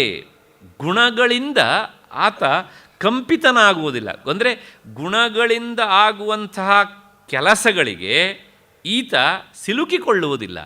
ಯಾಕೆ ಸಿಲುಕಿಕೊಳ್ಳೋದಿಲ್ಲ ಅಂತ ಕೇಳಿದರೆ ಅವನು ವಿಚಾರ ಮಾಡ್ತಾನೆ. ಗುಣಗಳು ಅಂದರೆ ಏನು? ಪ್ರಕೃತಿ ಅಂದರೆ ಏನು? ಅದು ಜಡ.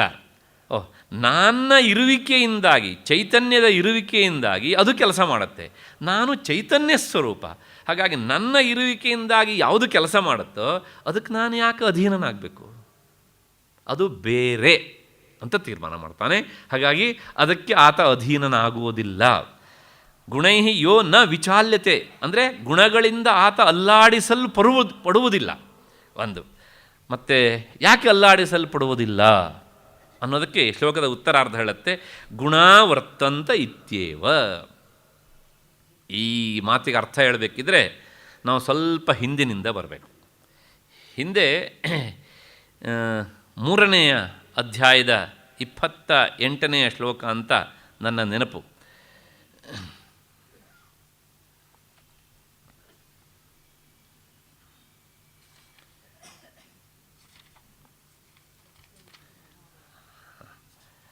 ಅಲ್ಲಿ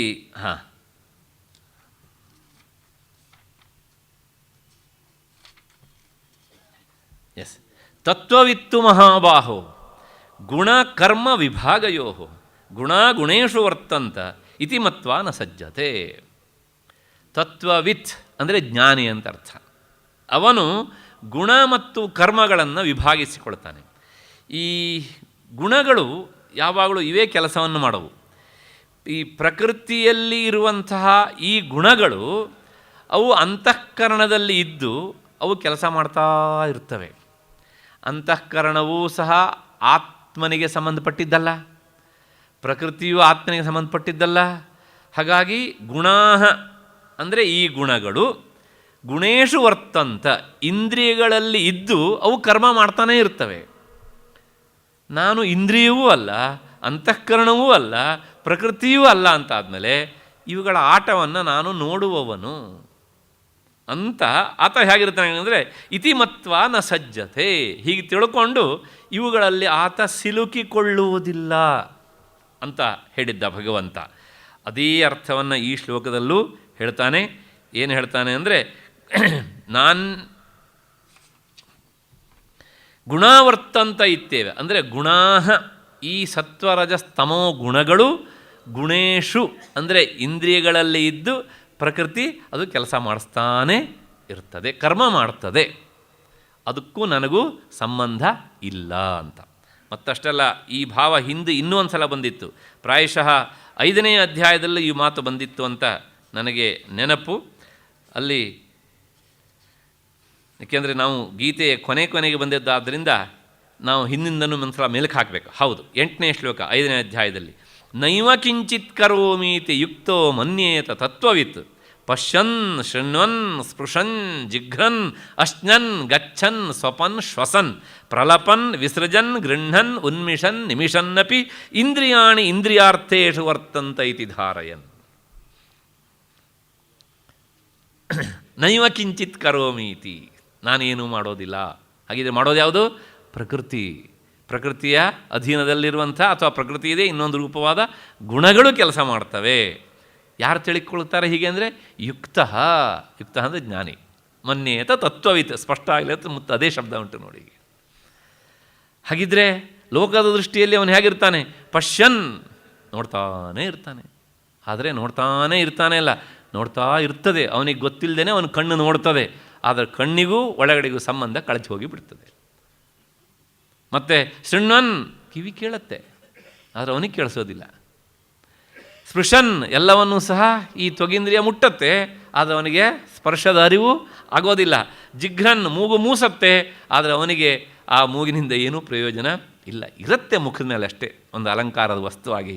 ಮತ್ತು ಅಶ್ನನ್ ನಾಲಿಗೆ ತಿನ್ನತ್ತೆ, ಆದರೆ ಅವನಿಗೆ ರಸದ ಅನುಭವ ಆಗೋದಿಲ್ಲ. ಗಚ್ಚನ್ ಕಾಲು ನಡೆದಾಡತ್ತೆ ಅಷ್ಟೇ. ಇವನು ಹೇಗಿರ್ತಾನೆ ಕೇಳಿದರೆ ತನಗೂ ಅದಕ್ಕೂ ಸಂಬಂಧ ಇಲ್ಲ. ತಾನು ಎಲ್ಲಿ ನಡೆದಾಡ್ತಾ ಇದ್ದೇನೆ ಅನ್ನೋ ಪರಿವು ಸಹ ಅವನಿಗೆ ಇರೋದಿಲ್ಲ. ಮತ್ತು ಶ್ವಸನ್ ಉಸಿರಾಡುತ್ತೆ, ಯಾವುದು ಪ್ರಾಣ ಹೋಗುತ್ತೆ ಬರುತ್ತೆ. ಈ ತಿದಿ ಒಳಗಡೆ ಈ ಗಾಳಿ ಹೋಗುತ್ತೆ ಬರುತ್ತಲ್ಲ, ಆದರೆ ಆ ತಿದಿಗೆ ನಿನಗೇನಾದರೂ ಉಸಿರಾಟದ ಅನುಭವ ಆಯಿತಾ ಅಂತ ಕೇಳಿದರೆ ನಾನು ಉಸಿರಾಡ್ತಾ ಇದ್ದೇನೆ ಅಂತ ಹೇಳುತ್ತೆ ಅದು. ಹಾಗೆ ಮತ್ತು ಪ್ರಲಪನ್ ಯಾರೋ ಕೇಳಿದೆ ಏನೋ ಉತ್ತರ ಹೇಳ್ತಾನೆ, ಆದರೆ ನಾನು ಉತ್ತರ ಹೇಳಿದ್ದೇನೆ ಅನ್ನೋದು ಸಹ ಗೊತ್ತಿರುವುದಿಲ್ಲ. ವಿಸರ್ಜನ್ ದೇಹದ ಕ್ರಿಯೆ, ಮಲಮೂತ್ರಾದಿ ವಿಸರ್ಜನೆಗಳು ಸಹ ಆಗ್ತಾ ಇರ್ತವೆ, ಆದರೆ ನಾನು ವಿಸರ್ಜನೆ ಮಾಡ್ತಾ ಇದ್ದೇನೆ ಅನ್ನುವುದು ಅವನಿಗೆ ಗೊತ್ತಿರೋದಿಲ್ಲ. ಯಾರು ಏನಾದರೂ ಕೊಟ್ಟರೆ ತಗೊಳ್ತಾರೆ, ಯಾರೋ ತಗೊಂಡಿದ್ದು ಅವನಿಗೆ ಗೊತ್ತಿರೋದಿಲ್ಲ. ಪ್ರಾಯಶಃ ಹಿಂದೆ ಒಂದು ಘಟನೆಯನ್ನು ನಾನು ಉಲ್ಲೇಖ ಮಾಡಿದ್ದೇನೋ ಇಲ್ಲ ಗೊತ್ತಿಲ್ಲ. ಬಹಳಷ್ಟು ವರ್ಷಗಳ ಹಿಂದೆ ಒಬ್ಬ ಮಹಾಜ್ಞಾನಿಗಳನ್ನು ನೋಡುವ ಒಂದು ಅವಕಾಶ ಬಂದಿತ್ತು ನನಗೆ. ಬೆಳಗಿನ ಜಾವ ಸುಮಾರು 7 ಗಂಟೆ ಅಷ್ಟೊತ್ತಿಗೆ, ತಮಿಳುನಾಡಲ್ಲಿ ಅದು. ಅವರನ್ನು ನೋಡಲಿಕ್ಕೆ ಅಂತ ಜನ ಕಿಕ್ಕಿರಿದು ಸೇರಿದ್ರು. ಒಬ್ಬಾತ ಭಕ್ತ ಹೂವಿನ ಹಾವಿಗೆಯನ್ನು ಮಾಡ್ಕೊಂಡು ಬಂದಿದ್ದ, ಪಾದುಕೆಗಳನ್ನು. 7:30 ಗಂಟೆಗೆ ಎಲ್ಲ ಜಮಾವಣೆ ಆಗಿದ್ದಾರೆ. ಅವರು ಒಂದು ಈ ಗೂಡು, ಆ ಗೂಡಿನಲ್ಲಿ ಸೇರ್ಕೊಂಡು ಬಿಡೋರು, ಈಚೆ ಬರ್ತಾನೇ ಇರಲಿಲ್ಲ. ಅವ್ರಿಗೆ ಯಾವಾಗಲೋ ಇಷ್ಟ ಆದಾಗ ಬರೋರು, ಮತ್ತೆ ತಕ್ಷಣ ಹೋಗಿಬಿಡೋರು. ಇದ್ದರೂ ಹೋದರು. ಜ್ಞಾನಿಗಳ ನಡೆ ಹೀಗೆ ಅಂತ ಯಾರೂ ಹೇಳಲಿಕ್ಕೆ ಆಗುವುದಿಲ್ಲ. ಹಾಗೆ ಅಂತ ನಾವು ಹಾಗೆ ಮಾಡಿದರೆ ಜ್ಞಾನಿಗಳಾಗೋದಿಲ್ಲ. ಹಾಗೂ ನಾವು ಕೆಲಸ ಮಾಡೋಣ, ಜನ ನಮ್ಮನ್ನು ಜ್ಞಾನಿ ಅಂತ ಗುರುತಿಸಲಿ. ಏನಿಲ್ಲ, ಹಿಂದ್ಗಡೆ ಸೇರಿಸ್ಬಿಡ್ತಾರಷ್ಟೇ.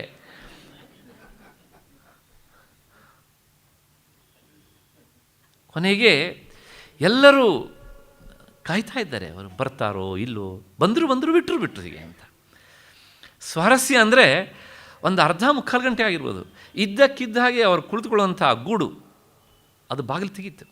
ಬಂದರು ಅವರು, ಅವನು ಪಕ್ಕದಲ್ಲೆಲ್ಲೋ ಇಟ್ಟಿದ್ದ ಹಾವಿಗೆಯನ್ನು. ನೇರ ಬಂದವರು ಅದನ್ನು ಖಾಲಿ ಹಾಕ್ಕೊಂಡ್ರು, ಒಂದು ಸುತ್ತು ಓಡಾಡಿದರು, ತಕ್ಷಣ ಒಳಗೆ ಹೋಗಿಬಿಟ್ರು ಅವರು ಅಷ್ಟೇ. ಅವನಿಂದಾಗಿ ಅಲ್ಲಿ ಸೇರಿದ ಎಲ್ಲ ಜನರಿಗೂ ಎಂಥ ಒಂದು ಧನ್ಯತೆ ಭಾವ ಅಂದರೆ, ಆದರೆ ಅವ್ರಿಗೇನು ಪ್ರತಿಕ್ರಿಯಿಸಲೇ ಇಲ್ಲ, ಅದನ್ನು ನಿರ್ವಿಕಾರವಾಗಿ. ಜ್ಞಾನಿಯ ನಡೆ. ಯಾಕೆ ಹೇಳಿದೆ ಈ ಮಾತನ್ನು? ಆತ ಗೃಹನ್ ಉನ್ಮಿಷನ್ ತೆಗೆದುಕೊಳ್ತಾರೆ, ಮತ್ತು ಉಸಿರಾಟನೂ ಮಾಡ್ತಾರೆ, ಆದರೆ ಯಾವುದೋ ಅರಿವು ಅವರಿಗೆ ಇಲ್ಲ. ಹಾಗಾಗಿ ಆ ಪಾದುಕೆಯನ್ನು ತಂದು ಇಟ್ಟಿದ್ದನ್ನು ಸಂತೋಷ ಆಯಿತಾ? ಸಂತೋಷವೂ ಇಲ್ಲ. ಕೊಡಲಿಲ್ವ? ಬೇಸರವೂ ಇಲ್ಲ. ಹಾಗಾಗಿ ಆ ಜ್ಞಾನಿಗಳ ನಡೆ ಹೀಗೆ ಅಂತ ಹೇಳಲಿಕ್ಕಾಗೋದಿಲ್ಲ. ಇಲ್ಲೂ ಒಂದು ಕಡೆಗೆ ನಮಗೆ ಸಿಗತ್ತೆ. ಮತ್ತು ಇದೇ ಅಧ್ಯಾಯದ 19ನೇ ಶ್ಲೋಕದಲ್ಲೂ ಕೃಷ್ಣ ಭಗವಂತ ಅದೇ ಮಾತನ್ನು ಹೇಳ್ತಾನೆ. ಏನು? ಗುಣೇಭ್ಯಶ್ಚ ಪರಂ ವೇತ್ತಿ ಮದ್ಭಾವಂ ಸೋಧಿಗಚ್ಚತಿ. ಗುಣಗಳಿಂದ ಮಿಗಿಲಾದವನು ತಾನು ಅಂತ ಅಂದ್ಕೊಂಡಿರ್ತಾನೆ, ತಾನು ಕೇವಲ ಸಾಕ್ಷಿ ಅಂತ ಅಂದ್ಕೊಂಡಿರ್ತಾನೆ. ಹಾಗಾಗಿ ಅವನಿಗೆ ಮತ್ತೆ ಈ ಗುಣಗಳ ಬಂಧನ ಇಲ್ಲ. ಅಷ್ಟು ಹಿನ್ನೆಲೆಯಲ್ಲಿ ಗುಣಾವರ್ತಂತ ಇತ್ಯೇವ, ಗುಣಗಳು ಅವುಗಳ ಕೆಲಸ ಮಾಡ್ತವೆ, ನನಗೂ ಅವುಗಳಿಗೆ ಸಂಬಂಧ ಇಲ್ಲ. ಮತ್ತು ಮುಂದಿನ ಮಾತು, ಇತಿ ನ ಇಂಗತೆ ಇಗಿಗತೌ, ಅಂದರೆ ಅವನಲ್ಲಿ ಯಾವುದೇ ಸಂಕಲ್ಪ ವಿಕಲ್ಪಾದಿ ಬದಲಾವಣೆಗಳು ಚಲನೆಯೇ ಆಗೋದಿಲ್ಲ ಅಂತ. ಅವನು ನಿಷ್ಕ್ರಿಯ. ಯಾಕೆ? ಆತ್ಮವಸ್ತು ನಿಷ್ಕ್ರಿಯವಾದ್ದರಿಂದ ಆ ಭಾವವನ್ನು ಪಡೆದವನು ಸಹ ನಿಷ್ಕ್ರಿಯ.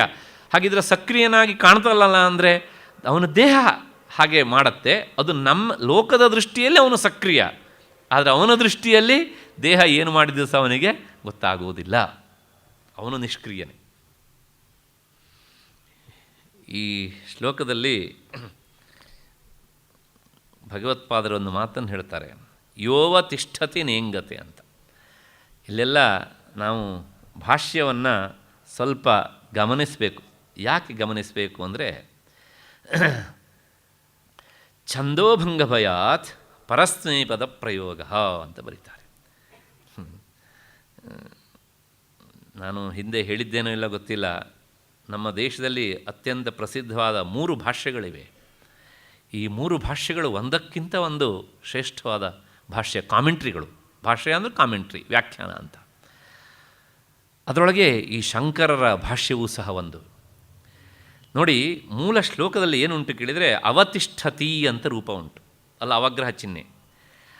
ಆದರೆ ಪಾಣಿನಿಯ ವ್ಯಾಕರಣದ ಪ್ರಕಾರ ಇದೊಂದು ವ್ಯಾಕರಣಕ್ಕೆ ಸಂಬಂಧಪಟ್ಟಿದ್ದು. ಕ್ಷಣಕಾಲ ನಾನು ಬೇರೆ ವಿಚಾರ ಹೇಳಬೇಕು. ಭಾಷೆಯಲ್ಲಿ ಅದನ್ನು ಉಲ್ಲೇಖ ಮಾಡಿದ್ದಾರೆ ಅವರು. ಈ ಸ್ಥಾ ಅಂತ ಒಂದು ಧಾತು ಉಂಟು, ಅದಕ್ಕೆ ಕೆಲವು ಉಪಸರ್ಗಗಳು ಸೇರಿದಾಗ ಸಮವಪ್ರ ವಿಭ್ಯಸ್ಥ, ಸಮ್, ಅವ ಮತ್ತು ಪ್ರ, ವಿ, ಈ 4 ಉಪಸರ್ಗಗಳು ಸೇರಿದಾಗ, ಉಪಸರ್ಗ ಅಂದರೆ ಪ್ರಿಪೋಸಿಷನ್, ಕ್ರಿಯಾಪದ ಹಿಂದೆ ನಾವು ಅದನ್ನು ಸೇರಿಸ್ತೇವೆ. ಸೇರಿಸಿದಾಗ ಅದು ಆತ್ಮನೇ ಪದ ಆಗಬೇಕು. ಹೇಗೆ ಅಂದರೆ ತಿಷ್ಠತಿ ಅಂತ ಅದು ಕ್ರಿಯಾಪದ, ಉಪಸರ್ಗರಹಿತವಾದ ರೂಪ. ಅದಕ್ಕೆ ಸಮ್ ಎನ್ನುವ ಉಪಸರ್ಗ ಸೇರಿಸಿದಾಗ ಸಂತಿಷ್ಠತೆ ಅಂತ ಆಗಬೇಕು. ಮತ್ತು ಪ್ರ ಎನ್ನುವ ಉಪಸರ್ಗ ಸೇರಿಸಿದಾಗ ಪ್ರತಿಷ್ಠತೆ ಅಂತ ಹೇಳಬೇಕು. ವಿ ಎನ್ನುವ ಉಪಸರ್ಗ ಸೇರಿಸಿದಾಗ ವಿತಿಷ್ಠತೆ ಅಂತ ಹೇಳಬೇಕಲ್ಲ, ಆತ್ಮನೇ ಪದ ಎ ಅಂತ ಬರ್ತದೆ. ಮತ್ತು ವಿ ಅವ ಎನ್ನುವ ಉಪಸರ್ಗ ಸೇರಿಸಿದಾಗ ಅವತಿಷ್ಠತೆ ಅಂತ ಹೇಳಬೇಕಿತ್ತು, ಸಮವಪ್ರ ವಿಭ್ಯಸ್ಥ ಅಂತ. ಆದರೆ ಇಲ್ಲಿ ವೇದವ್ಯಾಸರು ಅದನ್ನು ಪರಸ್ಮೈ ಪದದಲ್ಲಿ ಪ್ರಯೋಗ ಮಾಡಿದ್ದಾರೆ. ಪಾಣಿನಿಯ ವ್ಯಾಕರಣಕ್ಕೆ ವಿರುದ್ಧವಾದ ಪ್ರಯೋಗ ಆಯ್ತಲ್ಲ ಅಂತ ಒಂದು ಪ್ರಶ್ನೆ. ಅದಕ್ಕೆ ಅವರು ಸಮಾಧಾನ ಕೊಡ್ತಾರೆ. ನೋಡಿ, ಛಂದೋಭಂಗಭಯಾತ್ ಪರಸ್ಮೈ ಪದ ಪ್ರಯೋಗ. ಆತ್ಮನೇ ಪದವನ್ನು ಅಲ್ಲಿ ಇಟ್ಟರೆ ಏಕಾರ ಆಗತ್ತೆ. ಆಗ ಆ ಶ್ಲೋಕಕ್ಕೆ ಛಂದಸ್ಸಿನ ನಿಯಮದ ಉಲ್ಲಂಘನೆ ಆಗಿಬಿಡುತ್ತೆ. ಏನು ಉಲ್ಲಂಘನೆ ಆಗುತ್ತೆ ಅಂದರೆ, ಸ್ವಾರಸ್ಯ ಅಂದರೆ ಅದು ಅನುಷ್ಟುಪ್ ಛಂದಸ್ಸಿನಲ್ಲಿ ಉಂಟು. ಗೀತೆಯ ಬಹುತೇಕ ಶ್ಲೋಕಗಳು, ಬಹಳಷ್ಟು ಶ್ಲೋಕಗಳು ಅನುಷ್ಟುಪ್ನಲ್ಲಿವೆ. ಇದು ಅನುಷ್ಟುಪ್ನಲ್ಲಿ ಉಂಟು. ಅನುಷ್ಟುಪ್ಪ ಛಂದಸ್ಸಿನ ನಿಯಮ ಏನಂದರೆ ಪ್ರತಿ ಸಾಲಲ್ಲಿ 8 ಅಕ್ಷರ ಇರಬೇಕು. ಅಂಥದ್ದು ಒಟ್ಟು ಎಷ್ಟು 4 ಸಾಲು 32 ಅಕ್ಷರಗಳಿರ್ತವೆ. ಬೇಕಾದ್ರೆ ಮನೆಗೆ ಹೋದ್ಮೇಲೆ ಎಣಿಸಿ ನೋಡಿ ಅದನ್ನು. ಮತ್ತು ಆ ಅನುಷ್ಟುಪ್ ಛಂದಸ್ಸಿನ ಮೊದಲನೇ ನಿಯಮ ಪಂಚಮಂ ಲಘು ಸರ್ವತ್ರ, ಪ್ರತಿ ಸಾಲಿನಲ್ಲೂ 5ನೇ ಅಕ್ಷರ ಲಘುವಾಗಿ ಇರಬೇಕು. ಈಗ ಗಮನಿಸ್ಕೊಂಡು ಹೋಗಿ, ಅಲ್ಲಿ ನೋಡಿ, ಗುಣಾವರ್ತಂತ ಇತ್ಯೇವ, ಅಲ್ಲಿಗೆ 8 ಅಕ್ಷರ ಆಗತ್ತೆ. ಮತ್ತು ಮುಂದಿನದು ಯೋವತಿಷ್ಠತಿ ನೇಂಗತೆ, ಯೋ ಅವತಿಷ್ಠತಿ ನೇಂಗತೆ. ಆ ಅವತಿಷ್ಠತಿ ತಿ ಅನ್ನೋದು ಏನಿರಬೇಕು, ಅಲ್ಲಿ ಲಘು ಆಗಬೇಕು ಅನುಷ್ಟುಪ್ ಛಂದಸ್ಸಿನ ಪ್ರಕಾರ. ಆರ ಅವತಿಷ್ಠತೆ ಮಾಡಿದರೆ ಅದೇನಾಗುತ್ತೆ, ಗುರು ಆಗಿಬಿಡುತ್ತೆ. ಹಾಗಾಗಿ ಛಂದಸ್ಸಿನ ನಿಯಮದ ಉಲ್ಲಂಘನೆ ಆಗಿಬಿಡುತ್ತೆ. ಆ ಛಂದಸ್ಸಿನ ನಿಯಮದ ಉಲ್ಲಂಘನೆ ಆಗದೇ ಇರಲಿ ಅಂಥೇಳಿ ವೇದವ್ಯಾಸರು ಸ್ವಲ್ಪ ವ್ಯಾಕರಣಕ್ಕೆ ವಿರುದ್ಧ ಆದರೂ ಚಿಂತೆ ಇಲ್ಲ, ಛಂದೋ ನಿಯಮವನ್ನು ಮೀರಬಾರದು ಅಂಥೇಳಿ ಅದನ್ನು ಪರಸ್ಮೈ ಪದದಲ್ಲಿ ಇರಿಸಿದ್ದಾರೆ ಅಂತ ವೇದವ್ಯಾಸರ ಪ್ರಯೋಗವನ್ನು ಭಗವತ್ಪಾದರು ಸಮರ್ಥನೆ ಮಾಡ್ತಾರೆ. ಅಫ್ಕೋರ್ಸ್ ಅದು ವ್ಯಾಕರಣಕ್ಕೆ ಸ್ವಲ್ಪ ವಿರುದ್ಧ ಹೌದು, ಆದರೆ ಅದು ಪರಸ್ಮೈ ಪದ ಅನ್ನೋದಲ್ಲಿ ಇಟ್ಟರೆ ಆ ಅರ್ಥಕ್ಕೆ ತೊಂದರೆ ಇಲ್ಲ, ಛಂದಸ್ಸಿನ ನಿಯಮದ ಪಾಲನೆಯೂ ಆಗ್ತದೆ. ಯಾಕೆ ಅಂತ ಕೇಳಿದರೆ ಒಂದು ನಿಯಮ ಉಂಟು, ಅಪಿ ಮಾಷಂ ಅಶಂಕುರ್ಯಾತ್ ಛಂದೋಭಂಗಂ ನ ಕಾರಯೇತ್. ನೀವು ಮಾಷ ಅಂದರೆ ಉದ್ದಿನ ಕಾಳು, ಮಾಷ ಅಂತ ಹೇಳಿದರೆ ಛಂದಸ್ಸಿನ ನಿಯಮಕ್ಕೆ ಭಂಗ ಬರುತ್ತೆ ಅಂತಾದರೆ ಬೇಕಿದ್ರೆ ನೀವು ಮಷ ಅಂಥೇಳಿ ತೊಂದರೆ ಇಲ್ಲ, ಆದರೆ ಛಂದಸ್ಸಿನ ನಿಯಮವನ್ನು ಪಾಲಿಸಬೇಕು. ಆದ್ದರಿಂದ ಗೀತಾಚಾರ್ಯ ಹಾಗೆ ಹೇಳೋದ ಕಾರಣ ಛಂದೋ ನಿಯಮದ ಉಲ್ಲಂಘನೆ ಆಗಕೂಡದು ಅಂತ. ಗೀತಾಚಾರ್ಯ ಹಾಗೆ ಹೇಳಿರಲಿಕ್ಕಿಲ್ಲ, ವೇದವ್ಯಾಸರ ಪ್ರಯೋಗ ಮಹಾಭಾರತದ್ದಾದ್ದರಿಂದ. ಹಾಗೆ ಯಾಕೆ ಈ ಮಾತನ್ನು ಹೇಳಿದೆ, ಒಬ್ಬ ವಿಶಾಲ ಹೃದಯದವನು ಇನ್ನೊಬ್ಬ ಜ್ಞಾನಿಯ ವಿಶಾಲ ಹೃದಯವನ್ನು ಹೇಗೆ ಅರ್ಥ ಮಾಡಿಕೊಳ್ತಾನೆ ಅನ್ನೋದಕ್ಕೆ ಈ ಪ್ರಯೋಗ. ವಾಸ್ತವಕ್ಕೆ ಇದು ತತ್ವಕ್ಕೆ ಸಂಬಂಧಪಟ್ಟಿದ್ದಲ್ಲ, ಭಾಷೆಗೆ ಸಂಬಂಧಪಟ್ಟಿದ್ದು. ಆದರೂ ಸಹ ಅಧ್ಯಯನಶೀಲರಾದವರಿಗೆ ಇವೆಲ್ಲವೂ ಸಹ ಬೇಕಾಗ್ತವೆ. ಅಷ್ಟು ಹಿನ್ನೆಲೆಯಲ್ಲಿ ಅಥವಾ ಯೋವತಿಷ್ಠತಿ ಅಂತ ಹೇಳಿದರೆ ಅದು ವ್ಯಾಕರಣ ಪ್ರಯೋಗಕ್ಕೆ ವಿರುದ್ಧ ಆಯ್ತಲ್ಲ ಅಂತ ನಿಮಗೆ ಅನಿಸಿದರೆ ಅವರೇ ಒಂದು ಪರಿಹಾರ ಹೇಳ್ತಾರೆ, ಯೋ ಅನುತಿಷ್ಠತಿ ಅಂತ ಬೇಕಿದ್ರೆ ಹೇಳ್ಕೊಳ್ಳಿ ಅಂತ. ಏನಕ್ಕೇನ ಪ್ರಕಾರ ವೇದವ್ಯಾಸರ ಪ್ರಯೋಗವನ್ನು ಸಮರ್ಥಿಸಬೇಕು. ಅಷ್ಟು ಹಿನ್ನೆಲೆಯಲ್ಲಿ ಅಷ್ಟೇ ಅಲ್ಲ, ಮತ್ತೆ ಇನ್ನೂ ಒಂದು ಶ್ಲೋಕದಿಂದ ಅವನ ಗುರುತನ್ನು ಹೇಳ್ತಾರೆ. ನಾನು 2 ಶ್ಲೋಕದಿಂದ ಹೇಳಿದೆ, 3 ಶ್ಲೋಕದಿಂದ ಆ ಗುಣಾತೀತನ ಗುರುತನ್ನು ಹೇಳ್ತಾರೆ ವೇದವ್ಯಾಸರು. ಭಗವಂತ ಅದನ್ನು ಉಲ್ಲೇಖ ಮಾಡ್ತಾನೆ. ಮುಂದಿನ ಶ್ಲೋಕ: ಸಮ ದುಃಖ ಸುಖ ಸ್ವಸ್ಥ ಸಮಲೋಷ್ಟ ಅಶ್ಮ ಕಾಂಚನ ತುಲ್ಯಪ್ರಿಯ ಪ್ರಿಯೋ ಧೀರ ತುಲ್ಯ ನಿಂದಾತ್ಮ ಸಂಸ್ತುತಿ. ಈ ಶ್ಲೋಕದ ಅರ್ಥ ಏನು ಅಂದರೆ, ಈ ಗುಣಾತೀತನಾದವನು ಹೇಗಿರ್ತಾನೆ?